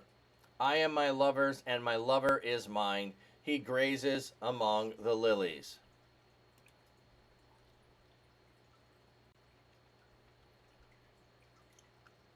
I belong to, or I'm devoted to. Okay. The lover to his beloved. My darling, you are as beautiful as Tirzah. You're as beautiful as Tirzah. Who is Tirzah? Important cities. Okay. Jerusalem and Tirzah are the two beautiful cities. Okay. As lovely as Jerusalem. So there's a comparison of the two places that you might say. So if I were trying to use cities in the United States, I might say as New York City, and then I might pick Washington, D.C. for the importance there. So sorry, I thought I saw something moving. Or I might go with Milan, like fashion city, if I'm picking somewhere else. Turn your eyes away from me. They overwhelm me. Like, I can't keep seeing your eyes. Like, just melt. I can't. Your hair is like a flock of goats descending from Mount Gilead. Oh, haven't we heard this before? Yes, we've heard this before. It's being repeated. Some ideas are repeated. Your teeth are like a flock of sheep coming up, washing each has its twin. Not one of them is missing. I like how they just keep pointing out, you ain't got no missing teeth. Like a slice of pomegranate on your forehead, behind the veil, there may be 60 queens and 80 concubines and young women without number. But she is unique. My dove, my perfect one. She is the special daughter of her mother. She is the favorite of the one who bore her. The maidens saw her and complimented her. The queens and the concubines praise her. Who is this who appears like the dawn, beautiful as the moon, bright as the sun, awe-inspiring as the stars in procession? Well, there we go. So, this is repeated again. Repeated again. Like, using the same language. Like, I know how to describe her. I know how to describe her. The lover to his beloved. I went down to the orchard of walnut trees to look for the blossoms of the valley. To see if if the vines had budded, or if the pomegranates were in bloom. I was beside myself with joy. There, please give me my myrrh, O daughter of my princely people. The lover to his beloved. Turn, O perfect one, turn, turn, that I may stare at you. So, like, I don't know if you've ever done that. Like, you see someone and you're like, I want to, like, turn around. I need to see who you are. Like, I think I know who you are, but turn around so I can see your face so I can identify that you are who I think you're. Like, oh, I need to get a glimpse. But here it's, I want to look at. Yeah, turn around. The beloved to her lover. Why do you gaze upon the perfect one like the dance of the Mahanaim? Mahanaim? This is Mahanaim. Come on. Footnote. Oh, like the dance of two camps. There's, two camps was, I believe when Jacob was going to Esau and he split him into two camps and he called the place two camps. Is that the one?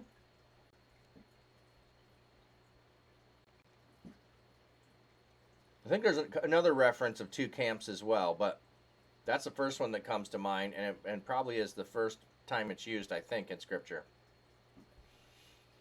The lover to his beloved. So how many times have we repeated? Oh, no, that switched back. I missed one there. Yeah, because here was the lover to his beloved, and then we repeat the lover to his beloved. I thought there was. Then she replied, and now he's going again. How beautiful are your sandaled feet, O nobleman's daughter. The curves of your thighs are like jewels, the work of the hands of a master craftsman. You are lovely and you have all your teeth. I bet that's what the rest of that is there. You have all, yeah. Your navel is a round mixing bowl. May it never lack mixed wine. Okay, so doing belly shots. That's what it sounds like to me, doing some belly shots. Your belly is a mound of wheat encircled by lilies. Now, that does not sound romantic to me. Your breasts are like two fawns, twins of a gazelle, which has been repeated several times. Your neck is like a tower made of ivory. Your eyes are the pools of Heshbon by the gate of Bath Ribbon. Your nose, oh wait, he's going to talk about her nose. Your nose is like the Tower of Lebanon overlooking Damascus. I'm not, well, okay, tower or stronghold. Yeah, like, I don't know, man. Saying her neck was a tower, like she's got a long neck. You saying she's got a big nose? Is that? I think there's got to be some other reference there. The tower is where you look down from. So the tower is there, and your eyes are. I don't know. I know what you're trying to say, man. I hope she appreciated that. Your head crowns like Mount Carmel. The locks of your hair are like royal tapestries. The king is held captive in its tresses. How beautiful you are. How lovely, O love, with your delights. The lover to his beloved. I thought that was just the lover to his beloved. Yeah, see, this is what's weird is like, you keep getting the new statement in there. So what my guess is of that is, like, there's a stanza that is said and a pause, and now another stanza is said. So we're keeping the same direction, but to make sure you know who's speaking, we keep having it told to us. Your stature is like a palm tree, and your breasts are like clusters of grapes. I want to climb the palm tree and take hold of its fruit stalks. May your breast be like the clusters of grapes, and may the fragrance of your breath be like apples. May your mouth be like the best wine, flowing smoothly from my beloved. gliding gently over our lips as we sleep together. I'm thinking apples may not be there. See apples in 2.5. I didn't read it there.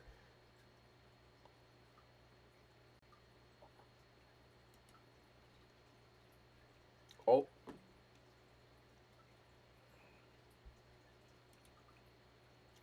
Or apricots. Okay. No, I just lost where we were. Bummer.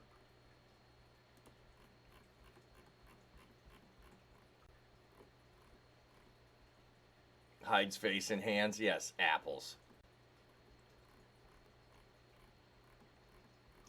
Come on, scroll. I know we were...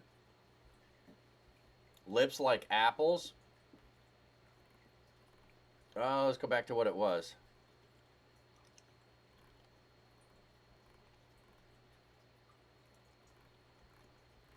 I know we had gotten to 7.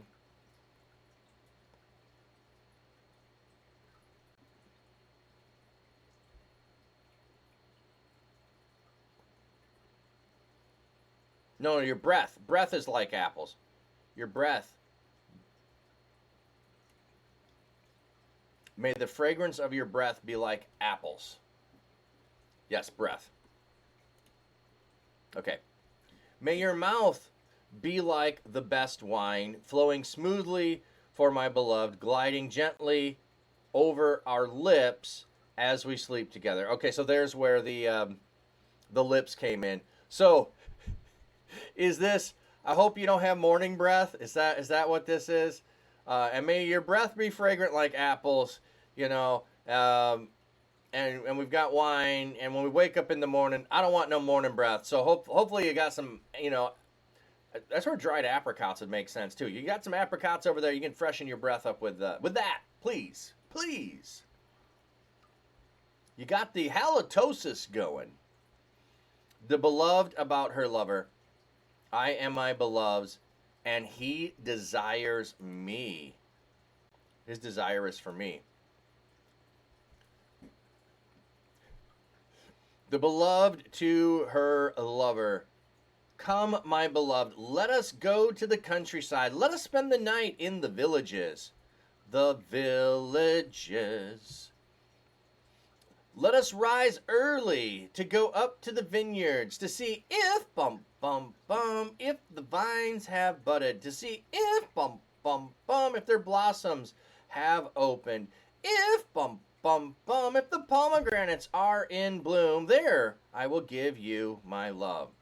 The mandrakes send out their fragrance over our door is every delicacy, both old, new and old, which I have stored up for my lover.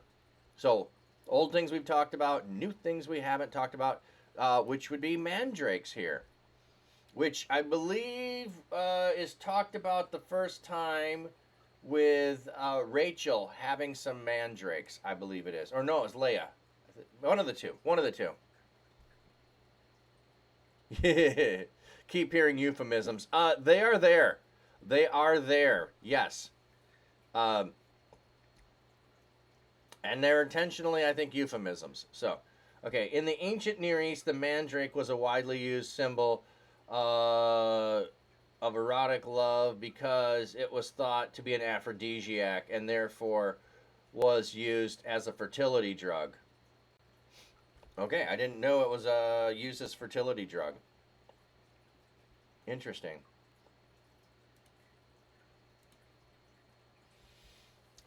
The beloved to her lover. Oh, how I wish you were my little brother, nursing at my mother's breast. If, if I saw you outside, I could kiss you. Surely no one would despise me. I would lead you and bring you to my mother's house, the one who taught me. Okay, so we've got to returning to mother's house again.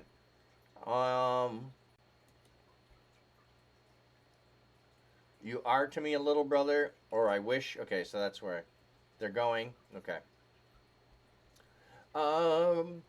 I would give you spiced wine to drink, the nectar of my pomegranates. And I'm wondering if this is something around the direction of you have a mind of your own, but if you were, you know, willing, I would lead you around. I don't know if that's what's going on there. That's kind of weird reference to my ears, but anyway, the beloved about her lover. His left hand is under my head and his right hand embraces me. So, we're looking for a chiasm. We got this phrase repeated. This was way at the beginning, I believe. Way at the beginning. Yeah, in 2:6. So in 2:6, we've got phrases that are now, and we had 2:5 earlier. So we've got phrases repeating from chapter 2 here. The beloved to the maidens, I admonish you, O maidens of Jerusalem, do not arouse or awaken love until it pleases. So this is at least the third time that has been said. The maidens about his beloved. Who is this coming up from the wilderness, leaning on her beloved? The beloved to her lover. Under the apple tree, I aroused you. There your mother conceived you. There she who bore you was in labor of childbirth. Okay. I don't know, this has to be a literal apple tree, but symbolic here. So earlier we had her trying to go and bring him to the mother's chamber. Now we have her going to where his was. So where her conception took place, now where his conception took place.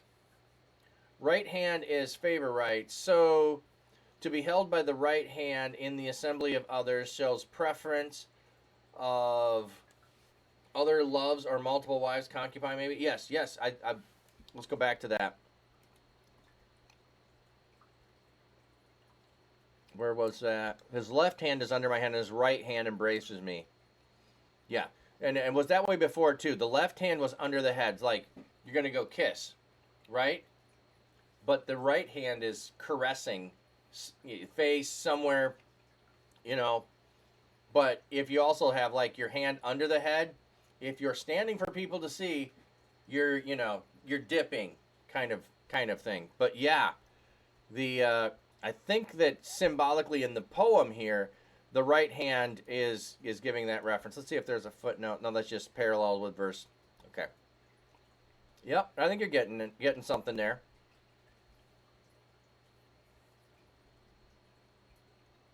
All right. The beloved to her beloved, or to her lover.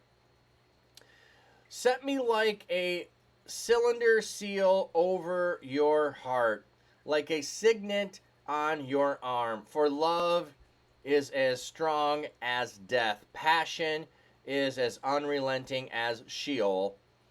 Its flames burst forth. It is a blazing flame. Surging water cannot quench love.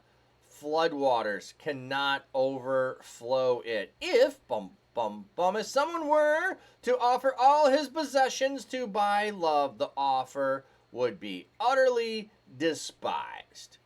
Like, you can't buy love. Can't buy me love. Solomon's woman said, can't buy me love. Solomon can't buy love. You're trying so hard to see it in an adult, mature light. But I have cackled a couple of times. I'm childish at times. Hey, you know what? If you've got, young kids in the house, depending on their age, some this will go over their head, but when it doesn't, maybe that gets them interested in reading the Bible. I don't know. That's one way. The beloved's brothers. We have a little sister, and as yet she has no breasts.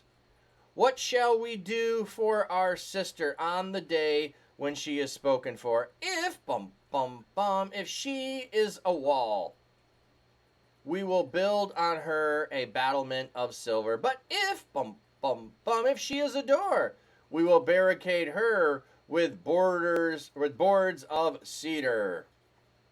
Okay. We're going to protect her. We're going to protect her. It ain't time. Yeah. The beloved. I was a wall, and my breasts were like fortress towers. Then I found favor in his eyes. Our little sister is adjusted, I guess. Yes, but not for long. The Migdal Tower can refer to watchtowers of before. Yeah, we had him referring to her as a watchtower, as a tower, several times.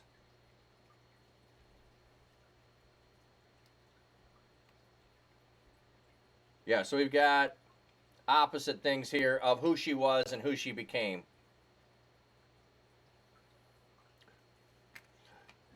The beloved to her lover, Solomon, had a vineyard at Baal Hamon. He leased out the vineyard to those who maintained it. Heaven Soap, welcome in. Each was to bring 1,000 shekels of silver for its fruit. My vineyard, which belongs to me, is at my disposal alone. The 1,000 shekels belong to you, O Solomon, and 200 shekels belong to those who maintain it for its fruit. Your eyes are wet. Yeah.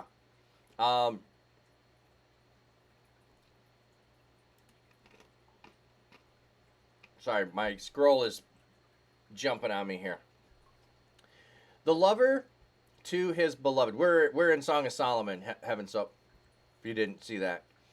O you who stay in the gardens, my companions are listening attentively for your voice.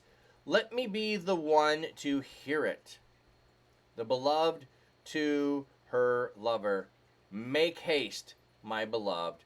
Be like a gazelle or a young stag on the mountain of spices. So, you got a couple of different people. We're not clear who they are in there that get thrown in and who's saying things. We're not sure. But mostly you have the beloved and her lover and the poem that goes back and forth between the two of them. The Daughters of Zion show up in there and some other speakers as well. So there we go. Song of Solomon, everybody.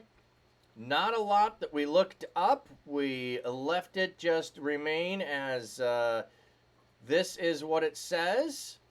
This is what we heard. And that is where we are for today. Phew, you made it without getting struck by lightning. Well, see, that's why I was saying is some people, like, you don't want, well, some people would say, well, you can't read this in mixed company. Why? Where does it say that somewhere? You know, that you can't. What do we have here? Isaiah. Okay, that's what's next. Couldn't think of what was next in my mind. But you have, hey, Lucis, welcome in. You've got parallelisms, which are definitely happening in here. A possible chiasm, which is in here. But you also have Josh C. is me. Good morning.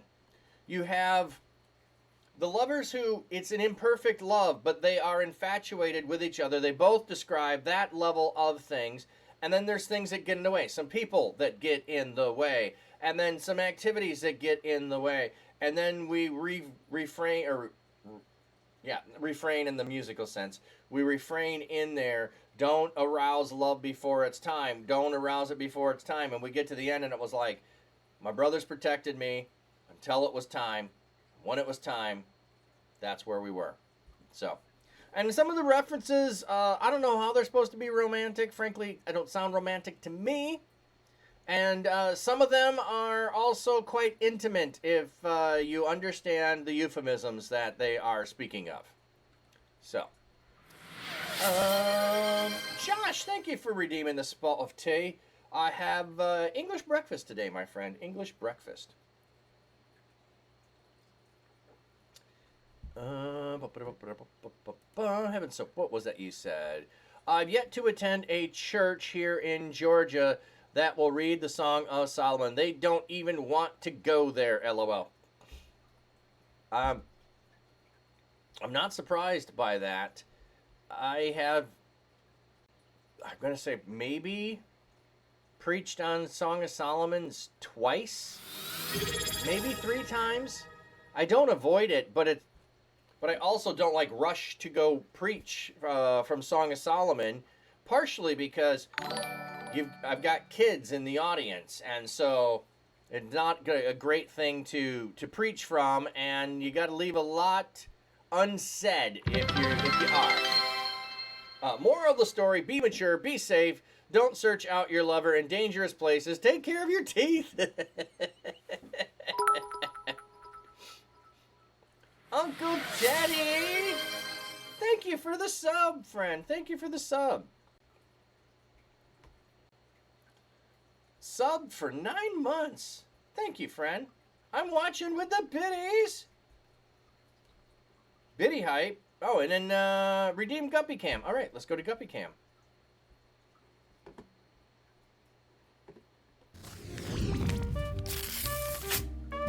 Got to get on the right one. There we go. We got the guppies, my friend. We got the guppies. I'm going to go ahead and feed the guppies. See if I can attract more of them to the cam. Fish pond calm and glassy clear. View it all right from here. Dapper man with Saxon hand. Plays tunes by I can see the little ones. Are they on camera there? There's some really little ones. I know I need to. The guppies always have a hue in the water that makes it harder to see. But now that the food is falling down, you can see that. Hopefully the guppies will grab that food that's falling. Most of them are up at the top. Flat Cat Pastor You know what? I'm gonna do this. Stream it live, come what may. With his cam, he shows it all. Little fish, both big and small. Life in ponds so serene. Nature's beauty on a screen. See the ripples, watch the flow. Hear the music, gentle glow. Flat cap's charm and calming tone makes the fish feel right at home. Watch the fish, I hope that was a good view there of the fish from on top. I couldn't see it while I was holding the cam, but hopefully that looked good. Hopefully that looked good. Thank you for the redeem. Shows the way. Stream it Thank live, you. come what may. It was good? Okay. Because I was just trying to concentrate where I was aiming, which I've not done that one before. Hey, I like the jingle. Oh, yeah. Whoever did that did a great job. Yeah, it was Trigger Boss 007. Trigger Boss 007 is the one who made all of my all my songs. Hey, Driven by Faith, welcome in, friend. Welcome in. Good to have you here. Oh, and if you came in late and you're wondering, I'll just show you my shirt. I have my cycling jersey on. In the month of September, I participate in the Great Cycle Challenge, which is raising funds for fighting kids' cancer. So I've been doing that. This will be my fifth year. I have 3 of these jerseys. I didn't get a jersey the first year, and I'm halfway to get. I have to raise $500 to qualify to get a jersey. So I'm halfway there. And I got a whole month to finish that. But if the jerseys sell out, they sell out. Oh, redeem change of flat cap. Absolutely. Luces. I don't have an orange hat. I would like to get an orange one. But, yeah, orange and blue and, like, teal are the colors for that. If not, blue. Okay.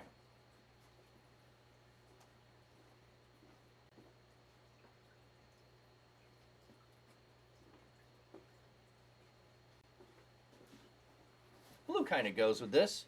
Although, there's a darker blue. Let me see.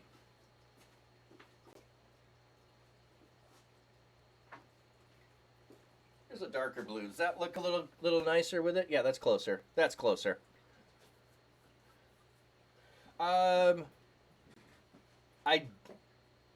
Yeah, some fun games yesterday. I didn't catch anything that was yesterday.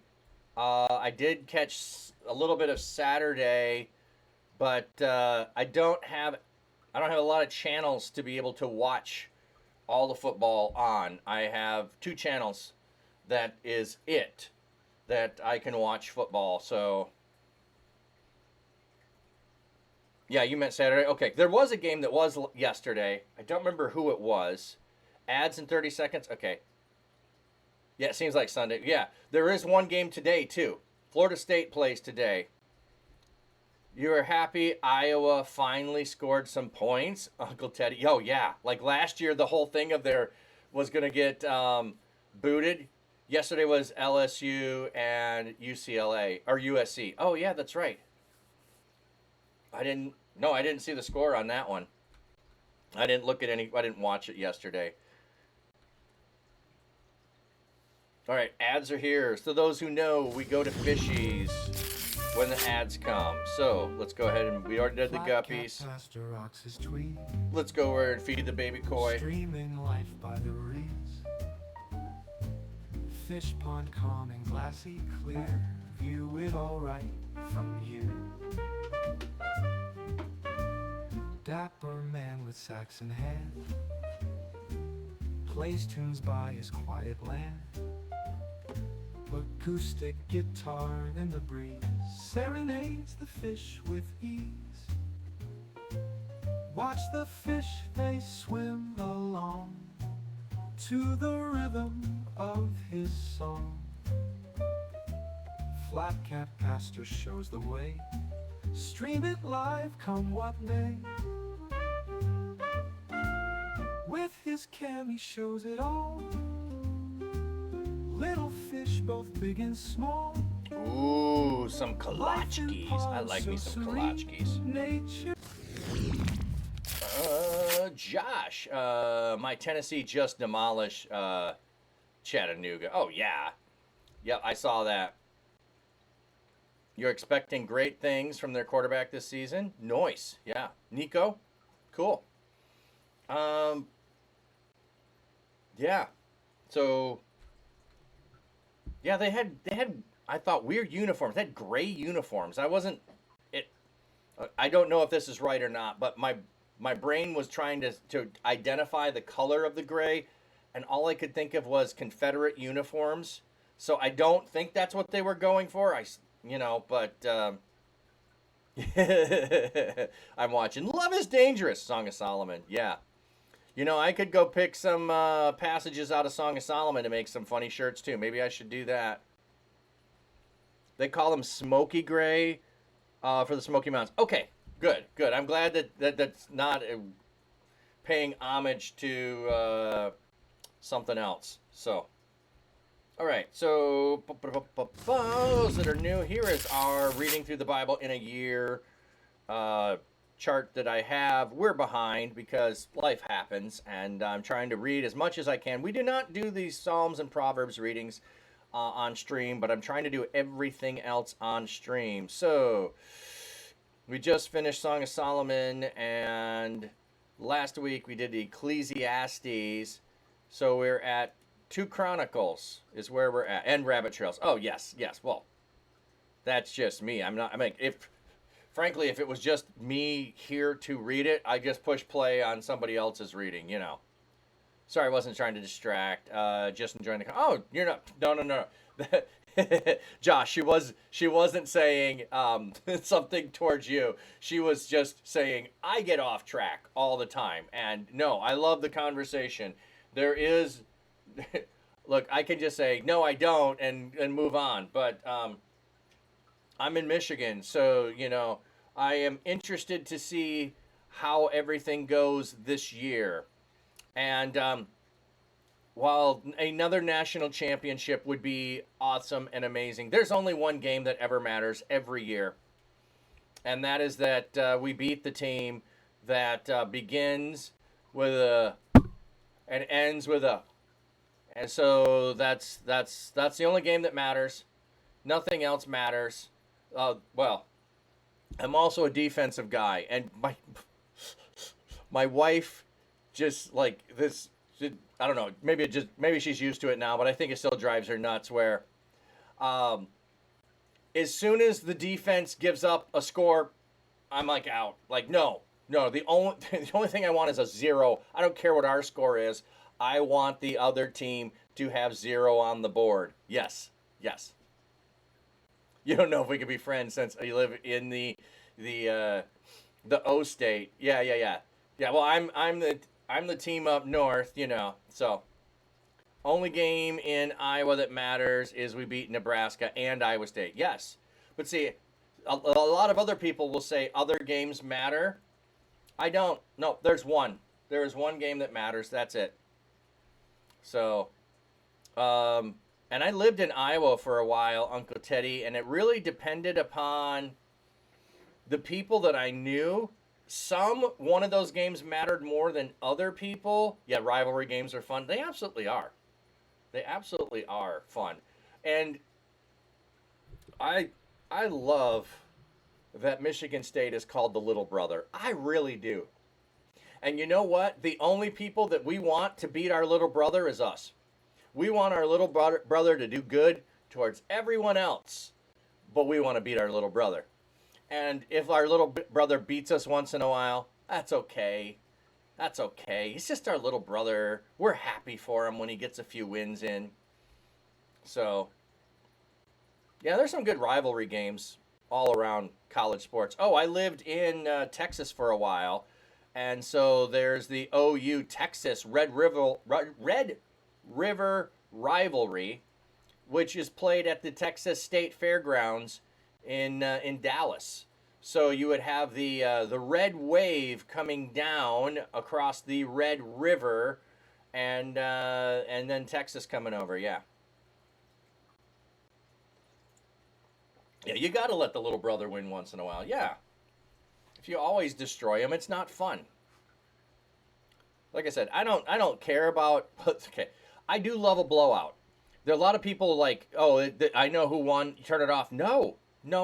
That's when I get excited. I also, watch NASCAR. You know what gets me really excited?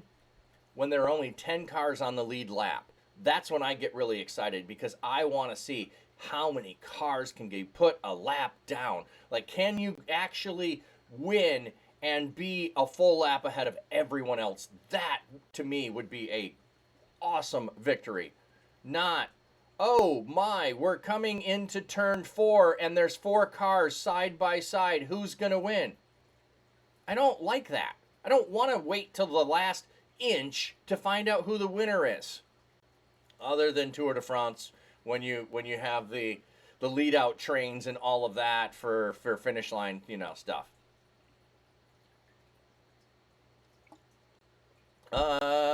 Josh, I know, huh? It is so weird that Texas and OU is in the SEC now.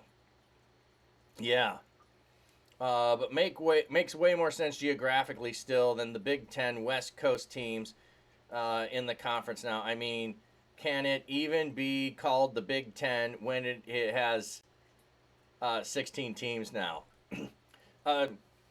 Well, it depends on how you think of it as the Big Ten, because I would say 6 of them aren't that big. 6 of them really aren't that big, so I don't have a problem still calling it the Big Ten.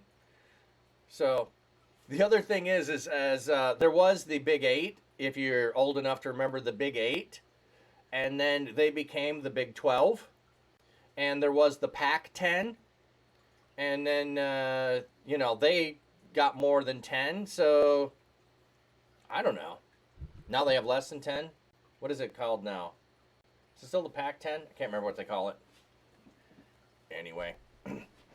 All right. Let's just jump in. I don't want to do much more, but let's get over to 2nd Chronicles, because we do have in 2nd Chronicles... Yeah, thank you for the rabbit trail, Lucis. How you doing today, by the way? Lucis, did you DM me or whisper me your address? I'm trying to remember if you did. So that I could send stickers out. Because I sent stickers out.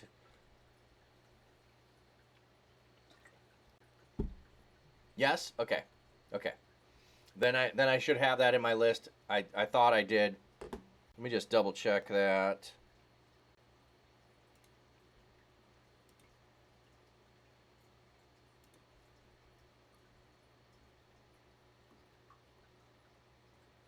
Yep, you're on my list. I got you. Okay. Second Chronicles. I just want to read the part that is Solomon here, because we were just talking about Solomon. So, okay.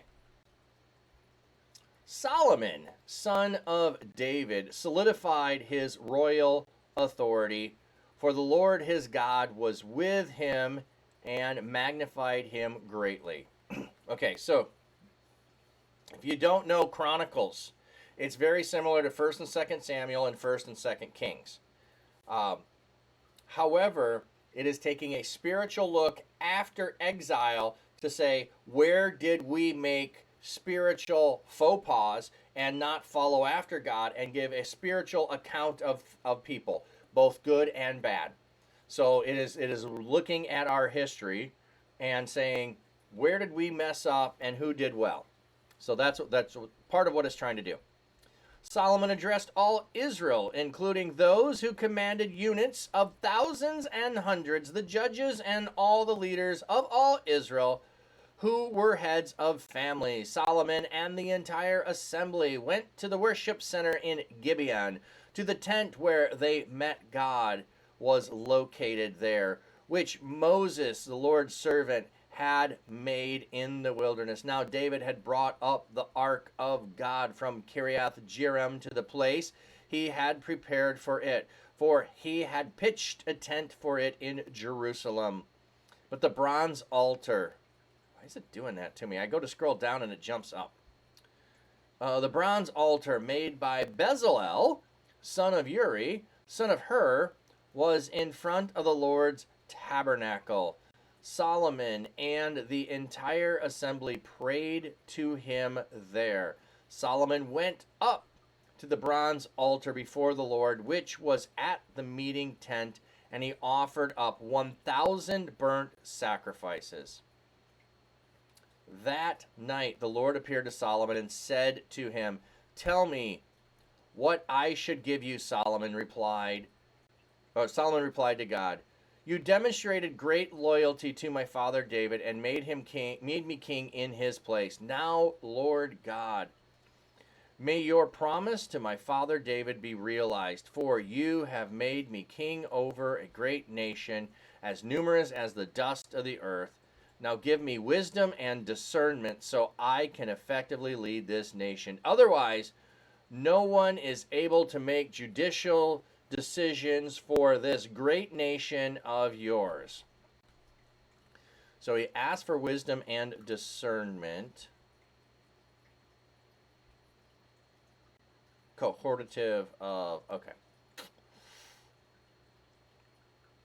God said to Solomon, "Because you desired this and did not ask for riches, wealth, and honor, or for vengeance on your enemies, and because you did not ask for long life, but requested wisdom and discernment, so you may make judicial decisions for my people, over whom I have made you king, you are granted wisdom and discernment. Furthermore, I am giving you riches, wealth, and honor surpassing that of any king before you or after you." Interesting. Wisdom and discernment are given to you. But notice he asked wisdom and discernment for. He asked for wisdom and discernment in making judicial decisions for the people. He did not ask for wisdom and discernment for making wise decisions in his own life, or in wise decisions in fully how to, marry and deal with enemies and those kinds of things. But he does say, "so I can effectively lead the nation." What does that have in the footnote? "So I may go before the nation and come in." The expression "go out and come in" means to lead. Okay. So making decisions and leading. Like, you didn't ask for all the wisdom and discernment that could be applied in other places, like, your personal life. And, following after God. You didn't ask for it there. And you already had the instructions of don't marry all these foreign women, don't multiply wives to yourself. So you weren't obedient to that. I'm getting sidetracked here, but I'm just looking at the wording of how he asked for things. That's all I'm trying to point out. Furthermore, I'm giving you rich as well. Oh, suppressing. Okay. Solomon left the meeting tent at the worship center in Gibeon and went to Jerusalem, where he reigned over Israel. Solomon accumulated chariots and horses. He had 14,000 chariots, 12,000 horses. He kept them in assigned cities and in Jerusalem. So, right after, I think the chronicler here is pointing out that he asked for wisdom and discernment, and now we're going to list the things that he did that violated what kings were supposed to do. What are kings not supposed to do? Multiply horses and chariots to themselves. Boom, he's doing that. Multiply wealth to himself. That'll be next. And then maybe it'll be multiplying wives. If that's intended to be an indictment, or they might trickle it out, like a little bit here, then go through some more accomplishments, and then another one, and then bring out accomplishments and do this stepping up of his sin. Okay. The king made silver and gold as plentiful in Jerusalem as stone. Cedar was as plentiful as sycamore fig trees are in the foothills. Solomon acquired his horses from Egypt, which you're also not supposed to do. And from Q, the king's traders purchased them from Q. They paid 600 silver pieces for each chariot from Egypt, and 150 silver pieces for each horse. Then they sold chariots and horses to all the kings of the Hittites and the kings of Syria. So he's buying horses and chariots, and now he's selling them. Like, doesn't sound like a good plan to me. Solomon ordered a temple to be built to honor the Lord, as well as a royal palace for himself. Solomon made 70,000 common laborers and 80,000 stonecutters in the hills, in addition to 3,600 supervisors. King Quackatak, good morning, friend. Solomon sent a message to King Huram of Tyre. Help me as you did my father David when you sent him cedar logs for construction of his palace. Look, I am ready to build a temple to honor the Lord my God and to dedicate it to him in order to burn fragrant incense before him, to set out bread that is regularly displayed, and to offer burnt sacrifices each morning and evening, and on Sabbath, new moon festivals, and other appointed times by the Lord our God. This is something Israel must do on a permanent basis. I will build a great temple, for our God is greater than all gods. Of course, who can really build a temple for him, since the sky and the highest heavens cannot contain him? Who am I that I should build him a temple? It will really be only a place to offer sacrifices before him. Now send me a man who is skilled in working with gold, silver, bronze, and iron, as well as purple, crimson, and blue-colored fabrics, and who knows how to engrave. He will work with my skilled craftsmen here in Jerusalem and Judah, whom my father David provided. Send me cedars, evergreens, and algum trees from Lebanon, for I know your servants are adept at cutting down trees in Lebanon. My servants will work with your servants to supply me with large quantities of timber, for I am building a great, magnificent temple. Look, I will pay your servants who cut their timbers 20,000 cores of ground wheat and 20,000 cores of barley, 120,000 gallons of wine, and 120,000 gallons of olive oil. A dry measure of your core was roughly equivalent to 6 bushels. There was 20,000 baths, and so they've converted it all to gallons. I'd prefer you to leave the 20,000 in there. 20,000. What is 20,000 showing up? mean? Is there a place where 20,000 shows up? My brain is trying to rack to see if I can think of a reference for 20,000.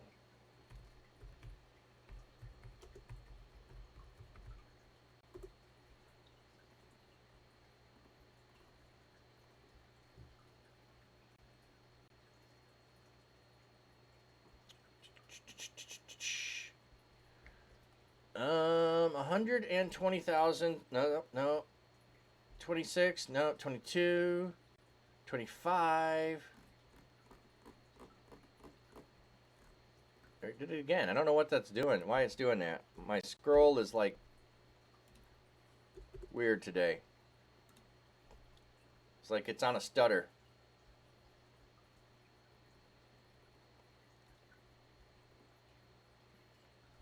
Okay, David captured 1,000 of his chariots, 7,000 chariots, 20,000 foot soldiers, and he hamstrung. Okay, that's... Oh. When the Ammonites realized that they had been obnoxious to David, they hired 20,000 Aramean foot soldiers. I don't know. Casualties that day were 20,000. Okay, those are all only references to people. So, okay, this is the first reference to 20,000 being a number of measurement. Okay, not sure there's anything there. I just like to, explore sometimes. Okay, King Hiram of Tyre sent this letter to Solomon. Because the Lord loves his people, he has made you their king. Hiram also said, worthy of praise is the Lord God of Israel, who made the sky and the earth. He has given King David a wise son who has discernment and insight and will build a temple for the Lord, as well as a royal palace for himself. Now, why does Solomon need to build a temple for himself? Didn't David already build a temple? Why does Solomon need to build a temple? I mean, a royal palace. There already is one.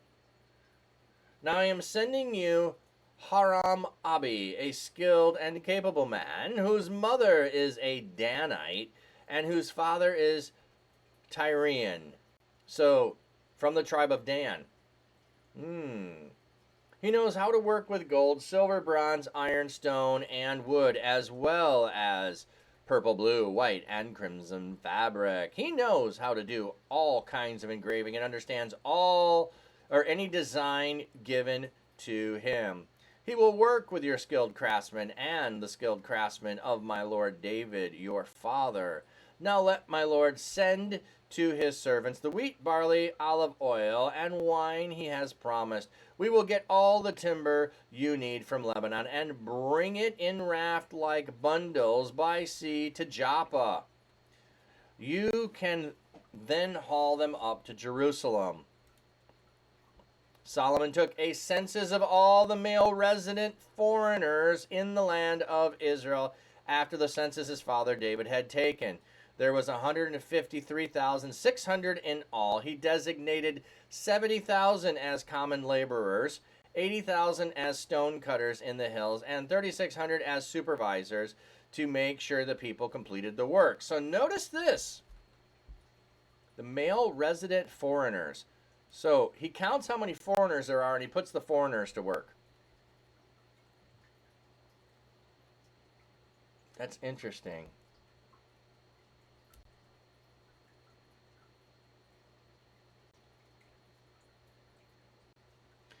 Okay, so it also is someone who is worshiping God, though. You're back? Okay.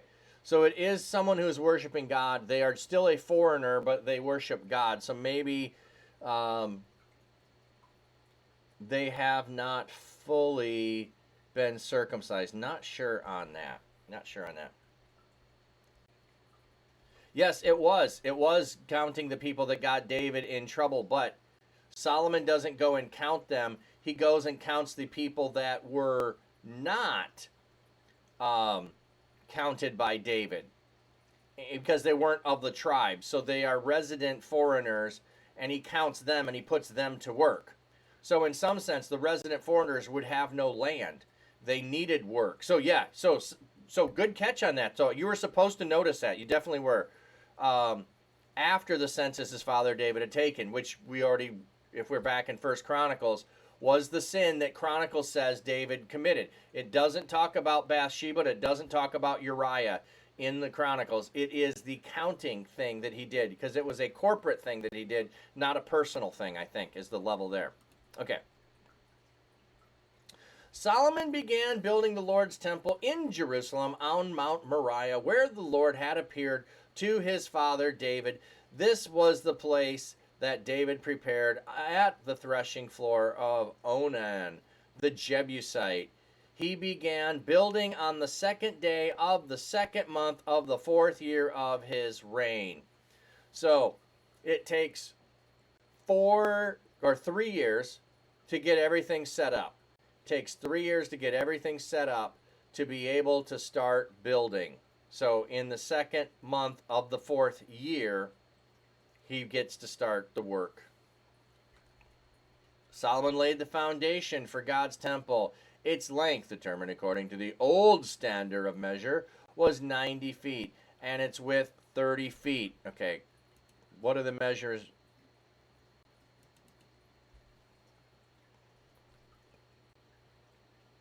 "60 cubits, and its width was 20 cubits." See, when you start converting the numbers, you lose the significance of numbers. And so they're making an assumption of the length being 18 inches for the standard cubit and the length. So that's where they get all their measurements from. But there's more than one measure of a cubit. So that can put your things off one way or the other depending upon how you're measuring them. I'm not concerned with the accuracy of what it converts to. I'm more concerned with the symbolism of the number 60 and 20. Okay, the porch in front of the main hall was 30 feet long, corresponding to the temple's width, and its height was 30 feet. He plated the inside with pure gold. He paneled the main hall with boards made from evergreen trees and planted it with fine gold, decorated with palm trees and chains. He decorated the temple with precious stones. The gold he used came from Parvium. He overlaid the temple's rafter, threshold walls, and doors with gold. He carved decorative cherubim on the walls. He made the most holy place. Its length was 30 feet, corresponding to the width of the temple, and its width 30 feet. He plated it with 600 talents of fine gold. The gold nails weighed 50 shekels. He also plated the upper area with gold, the most holy place. He made 2 images of cherubim and plated them with gold. Why are we going through all these details if we're after exile? Because we want to remember the glory of God that was in this place. The combined wingspan of the cherubim was 30 feet. One of the first cherubim's wings was 7.5 feet long and touched one wing of the temple, the wall of the temple, and the other wing was also 7.5 feet long and touched one of the second cherubim's wing. Likewise, one of the second cherubim's wings was 7.5 feet long and touched the other wall of the temple. Its other wing was also 7.5 feet and touched one of the first cherubim's wings. So essentially, wall to wall, 2 cherubims, wings spread out, touch the wall, touch the other cherubim. They're 15 feet across in this 30-foot space. The combined wingspan of the cherubims was 30 feet. Okay, so if we were using instead, oh my goodness, here's where we lose it. Here's where we lose it. The wingspan of one of the cherubims was 5. 5. So we have 5 cubits, the Torah. We have 5 cubits, the Torah. We have 5 cubits again, the Torah. We have 5 cubits again, the Torah. That's how we get 20. We have a 4-fold, each direction, north, south, east, west. I know they're all in a line, but just think through that. That's where you have a 4 that shows up, north, south, east, west. You have the Torah, the Torah, the Torah, the Torah. Lose all of that imagery if you go to 7.5 feet. Instead of 5 cubits, 5 cubits, 5 cubits, 5 cubits. Oh, this sounds like right stuff is happening. They stood upright facing inward, so into the temple. He made the curtain out of blue, purple, crimson, and white fabrics and embroidered on it decorative cherubim. So there's cherubim on the curtain. In front of the temple, he made 2 pillars which had a combined length of 52.5 feet, with each having a plated capital 7.5 feet high. 5 cubits. 27 feet. This is apparently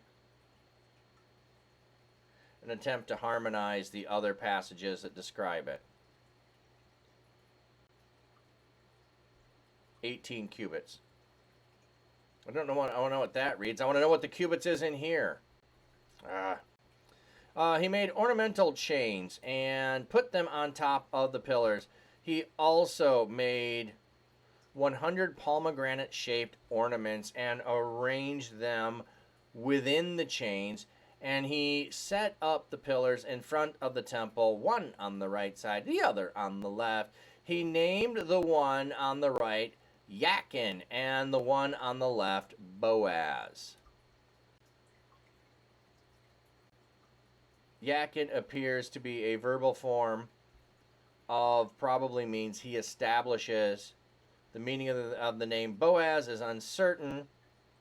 Yeah, I think it's strength. He establishes in strength. He made a bronze altar 30 feet long and 30 feet high and 15 feet wide.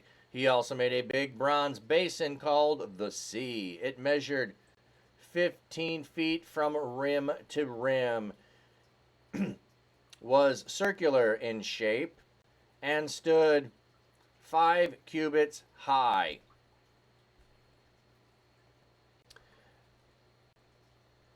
Its circumference was 45 feet. What is that, 45 feet?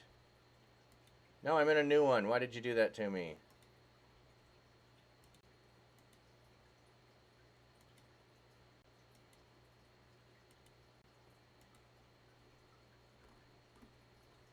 Come on, footnotes. Do your stuff.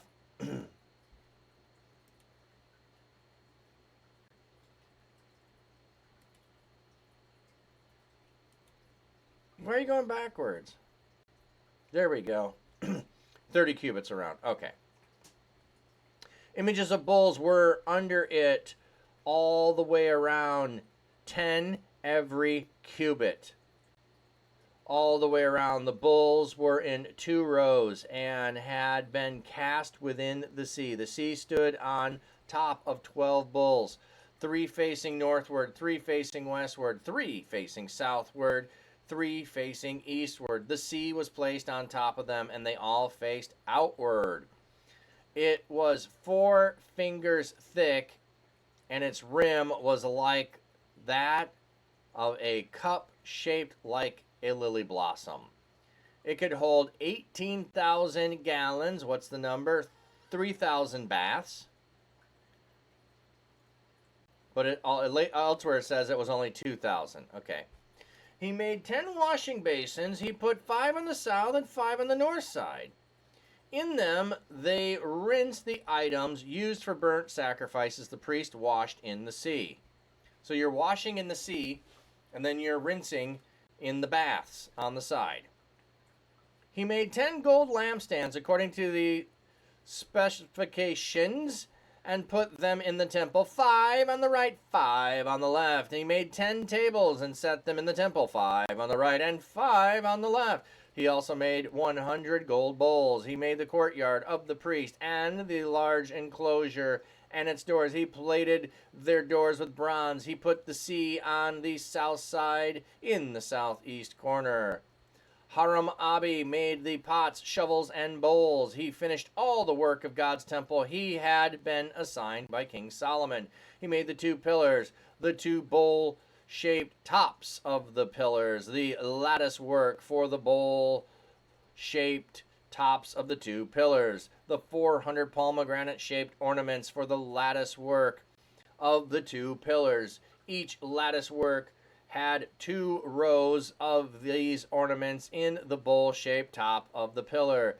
the 10 movable stands with their 10 basins, the big bronze basin called the sea with the 12 bowls underneath, and the pots, shovels, and meat forks, all the items King Solomon assigned Hiram Abi to make for the Lord's temple were made from polished bronze. The king made them cast in earth foundries in the region of the Jordan between Succoth and Zarethan. Solomon made so many of these items they did not weigh the bronze.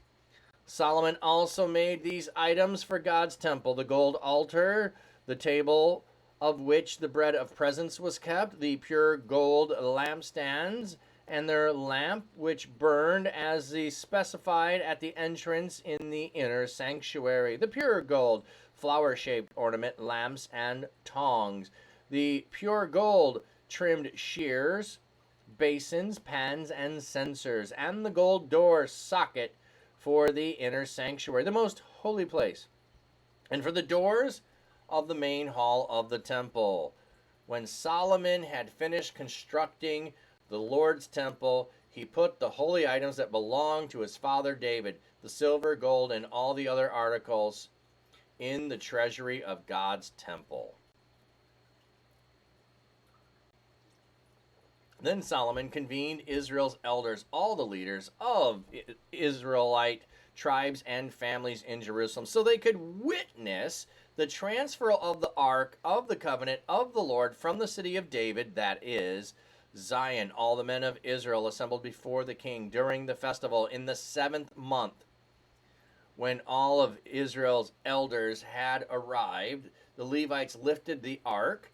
The priest and the Levites carried the ark, the tent where God appeared to his people, and all the holy items in the tent. Now Solomon and all Israelites who had assembled with him went on ahead of the ark and sacrificed more sheep and cattle than could be counted or numbered. Okay, so we're in the 7th month. Are we to think that it took 3 months to build a temple and that's it? That'd be astounding. But so I don't know how many years later, but we know what month it is. The priest brought the ark of the covenant of the Lord to its assigned place in the inner sanctuary of the temple, in the most holy place, under the wings of the cherubim. The cherubim's wings extended over the place where the ark sat. The cherubim overshadowed the ark and its poles.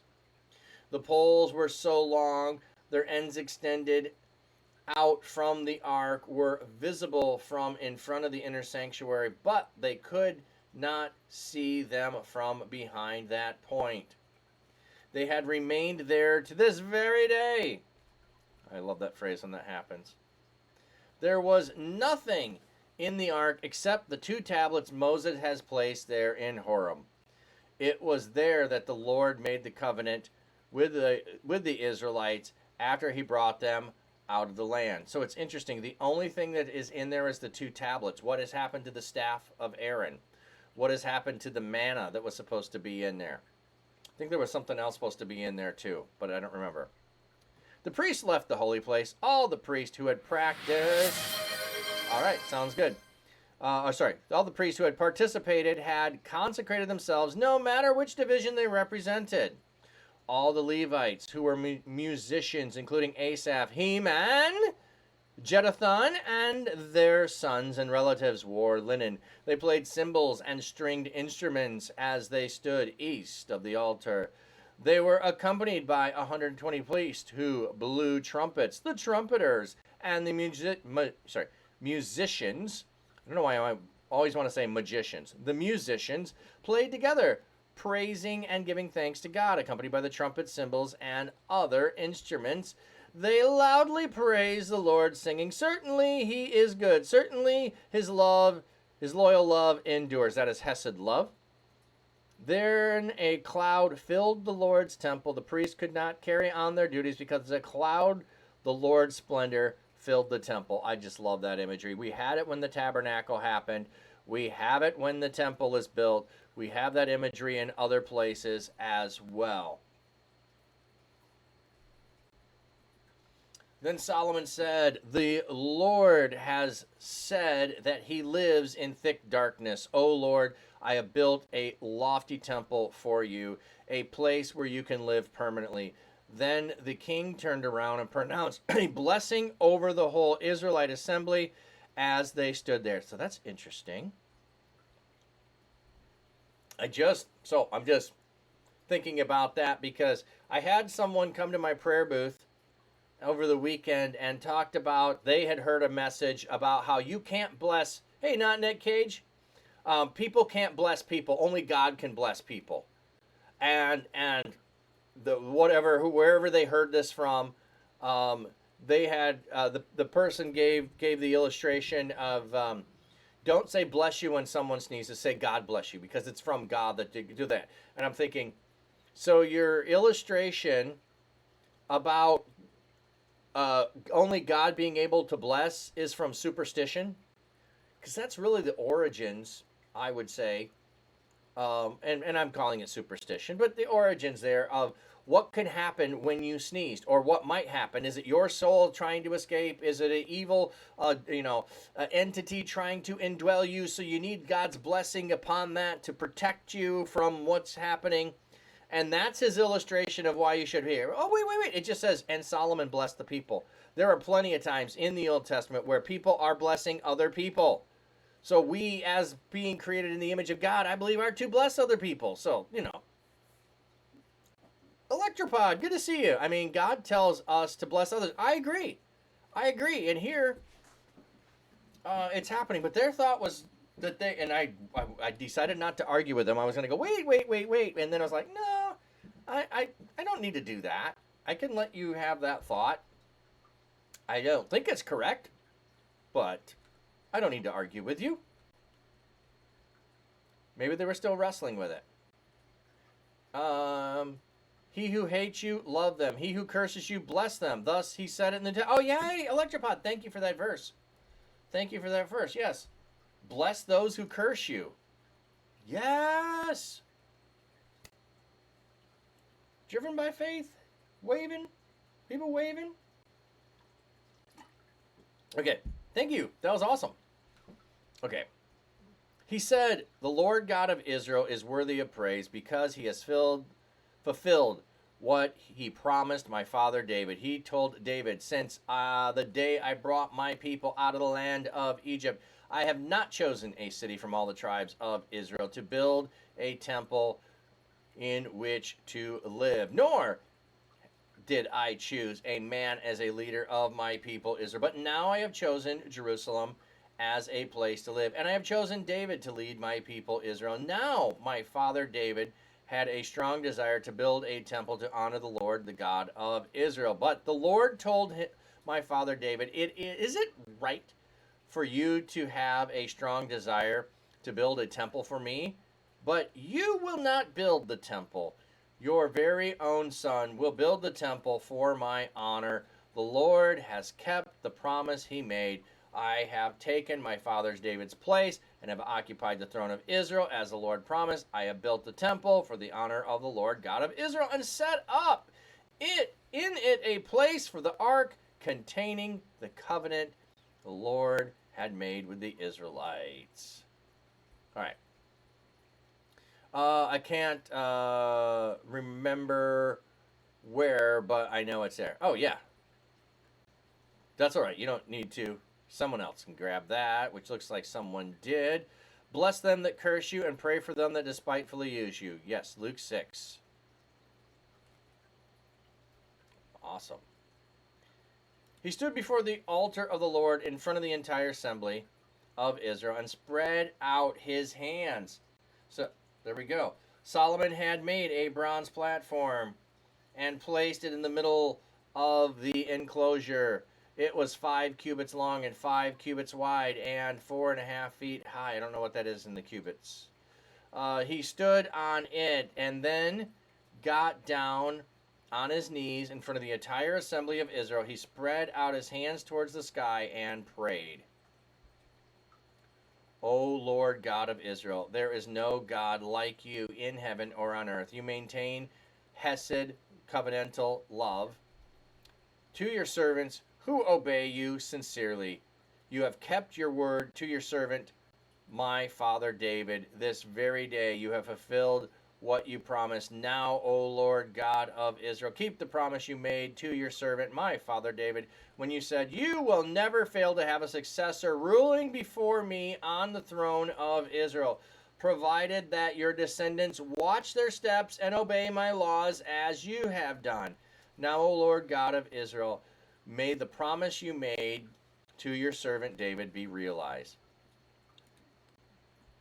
God does not really live with humankind on earth. Look, if if the sky and the highest heavens cannot contain you, how much less this temple I have built.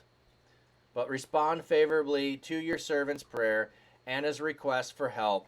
O Lord my God, answer the desperate prayer your servant is presenting to you night and day.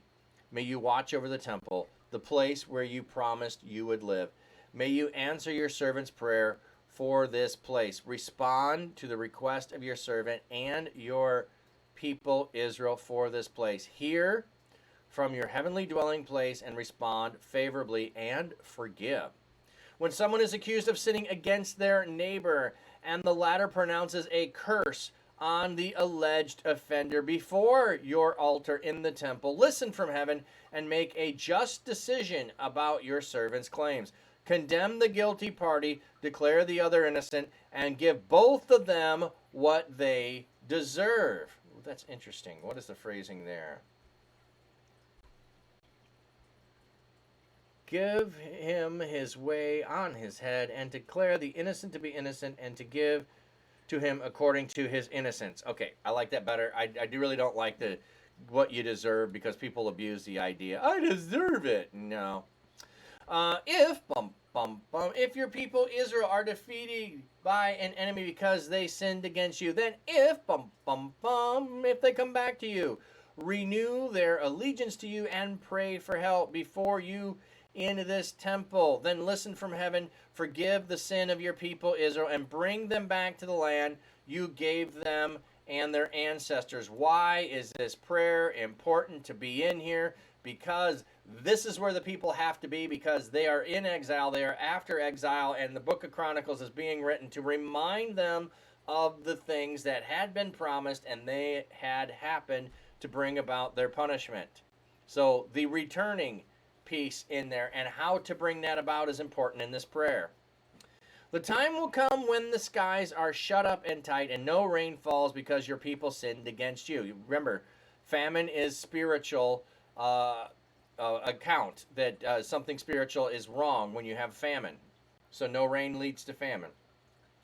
When they direct their prayers towards this place, renew their allegiance to you and turn away from the sins because you punish them, then listen from heaven and forgive the sin of your servant, your people Israel.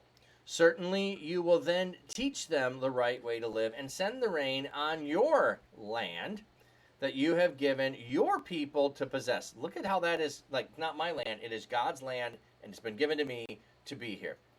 The time will come when the land suffers from famine, a plague, blight, and disease, or locust invasion. Okay, famine, plague, blight, disease, locust invasion, or when there's an enemy that lays siege to the cities of the land, or when there are types of plagues or epidemics occur. And that might be a one thing there. So it's 7. Totally happens that we are having problems. Driven by faith. You do not want what we all deserve, but thank you, God, for... Oh, yeah, exactly. We don't want what we deserve. No. And we usually use the term deserve in the sense of something good. Like, I deserve that. I've been so... I deserve it. Yeah. Probs not. When all your people Israel pray and ask for help as they acknowledge their intense pain. That's cool. I have not seen the highlight bar around a message before. That's cool.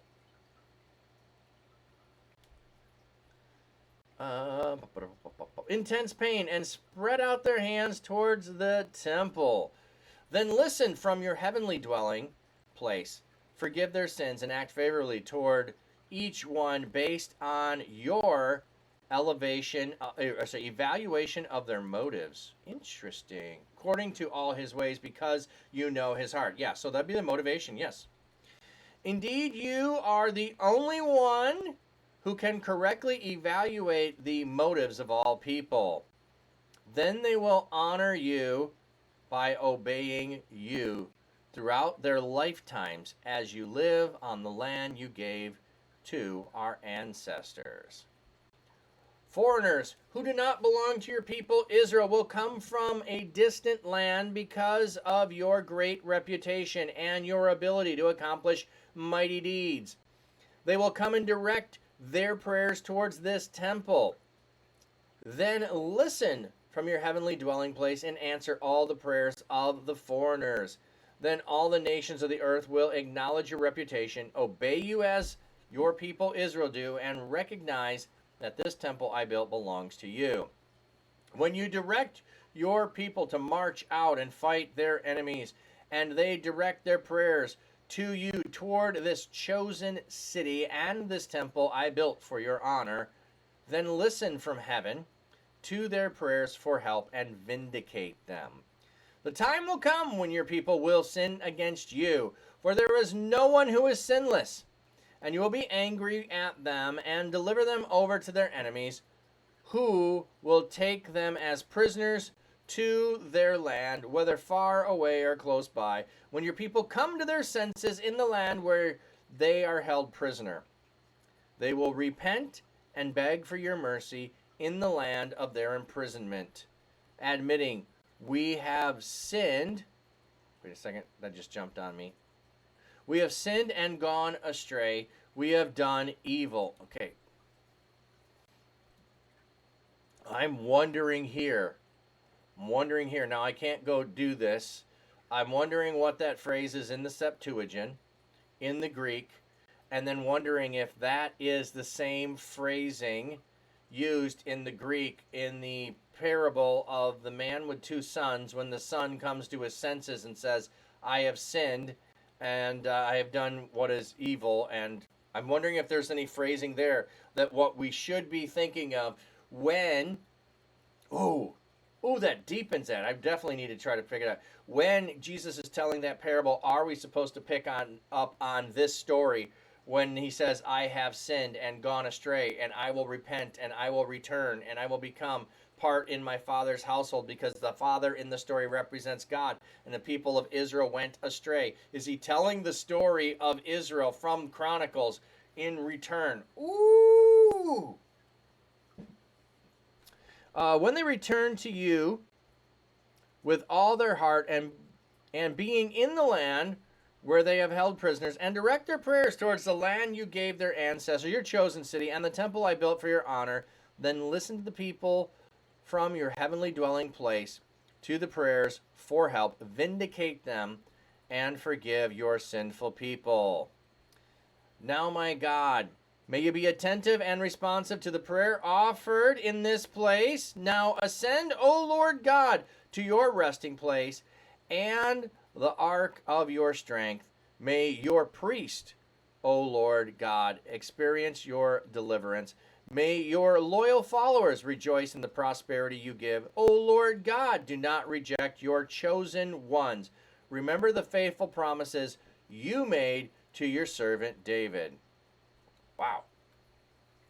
I didn't remember Solomon going on for this long here, which is awesome. I was thinking this was going to be a short, let's just read Solomon's part and be done.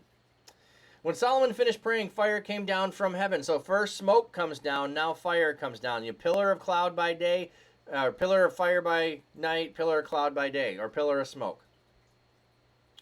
And consume the burnt offering and sacrifices. So the offerings are there, the sacrifices are there, but they were not set on fire. God comes and brings the fire. The priests were unable to enter the Lord's temple because the Lord's splendor filled the Lord's temple. When all of Israel saw the fire come down and the Lord's splendor over the temple. They got on their knees with their faces downward toward the pavement. They worshipped and gave, okay. They prostrated themselves. That's what they're doing there. And they gave thanks to the Lord, saying, certainly he is good, certainly his loyal love endures. Grabbing a cough drop here. The king and all the people were presenting sacrifices to the Lord. King Solomon offered sacrificed 22,000 cattle, 120,000 sheep. Then the king and all the people dedicated God's temple. The priests stood in their assigned spots along with the Levites who had the musical instruments used for praising the Lord. These were the ones King David made for giving thanks to the Lord, and which were used by David when he offered praise, saying, certainly his loyal love endures. Opposite the Levites, the priests were blowing the trumpets, while all Israel stood there. Solomon consecrated the middle of the courtyard that is in front of the Lord's temple. He offered burnt sacrifices, grain offerings, and fat from the peace offerings there before the bronze altar that Solomon had made was too small to hold all these offerings. At that time, Solomon and all Israel with him celebrated a festival for 7 days. This great assembly included people from Lebo Hamath and the north to the stream of Egypt in the south. On the 8th day they held an assembly, for they had dedicated the altar for 7 days and celebrated the festival for 7 more days. And on the 23rd day of the 7th month, Solomon sent the people home. They left happy and contented because of the good of the Lord had done for David, Solomon, and the people of Israel. His people Israel.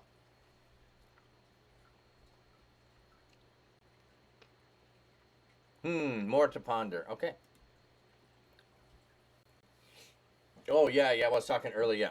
After Solomon finished building the Lord's temple and the royal palace and accomplishing all his plans, the Lord's temple and his royal palace, the Lord appeared to Solomon at night and said to him, I have answered your prayers and have chosen this place to be my temple where sacrifices are made. So, we're saying God answered the prayer to him.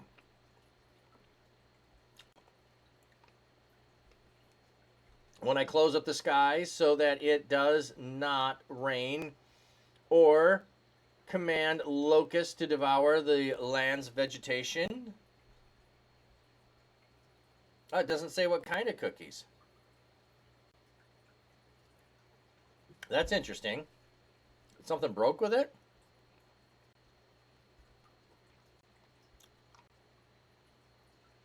If, if my people who belong to me humble themselves, pray, seek to please me, and repudiate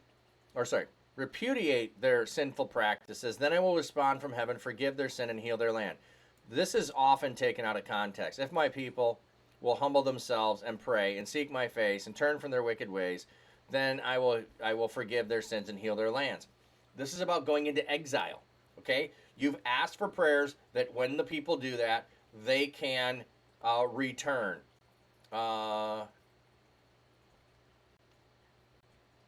Yeah, check the command. Yeah. Okay. I was just surprised it had nothing in there.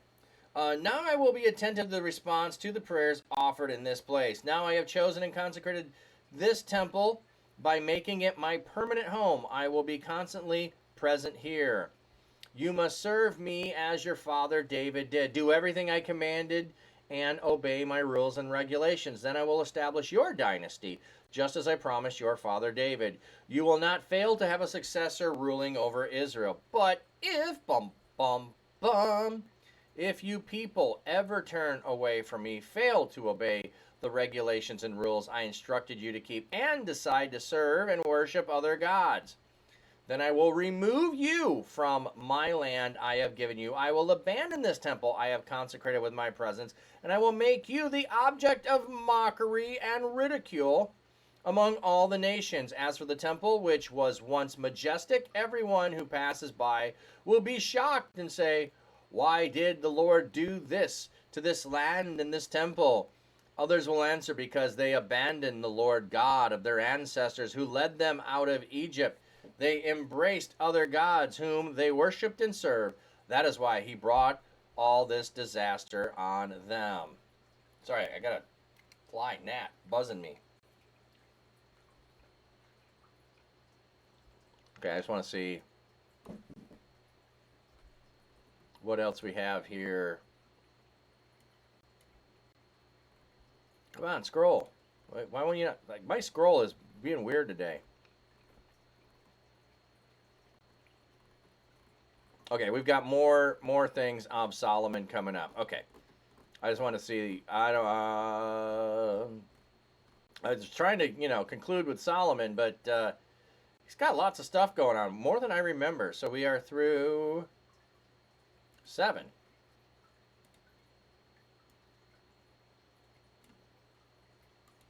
Oh, ad break. All right, didn't see that coming.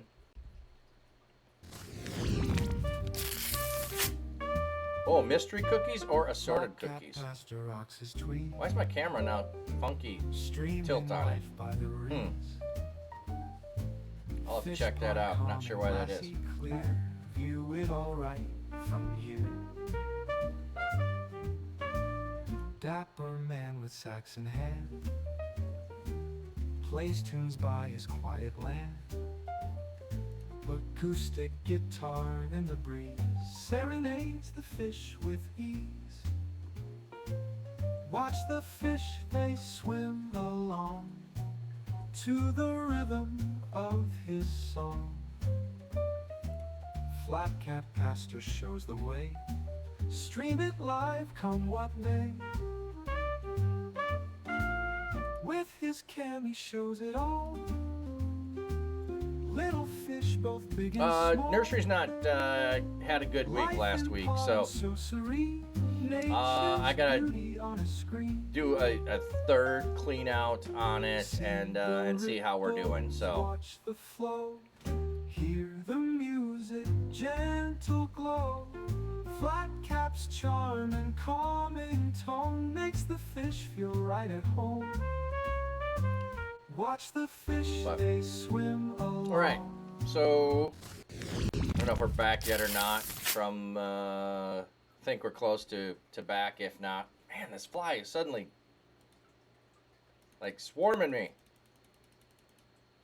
So we're gonna go ahead and wrap it up for today.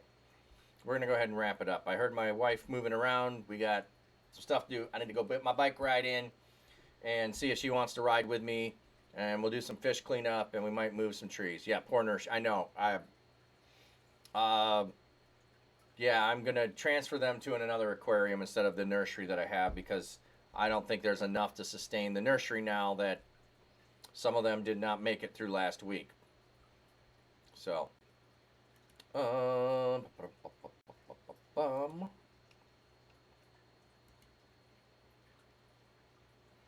right. Let me give you a blessing. Oh, let me do this. Yeah, I know, poor fishies. Thursday was not a good day for me. May God's seeking comfort find you. May his loving arms bind you. May his might protect you. May his wisdom direct you. May the joyous love of Jesus be with you and all those you know, both now and forevermore.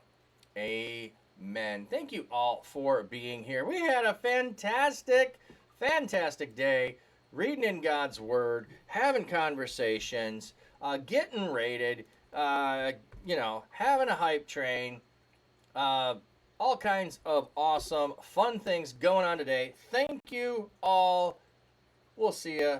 We'll see you tomorrow. Dash through pages, chronicles, gospels, prophets, sages, Yeah, the Leviticus, blushing and the laws to giggling. Paul's fine phrases, turning them corners, no spiritual mazes, Genesis to Revelation, soak divine, flipping scripts, endless grace you'll find, Psalms singing sweet unbroken lines, hitting that rhythm, wordplay refined. Anybody in here blessed? I'm blessed.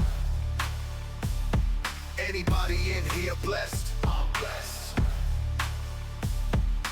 Bible in 1 year, we don't rest. Anybody in here blessed? I'm blessed. Wake up early, the dawn's light shimmers. Spiritual breakfast, soul food dinners. Isaiah's vision, Ezekiel's figures. Walk through the fire, no one limbers. Kings and judges, prophets profound. Plowing the word, no mythical ground.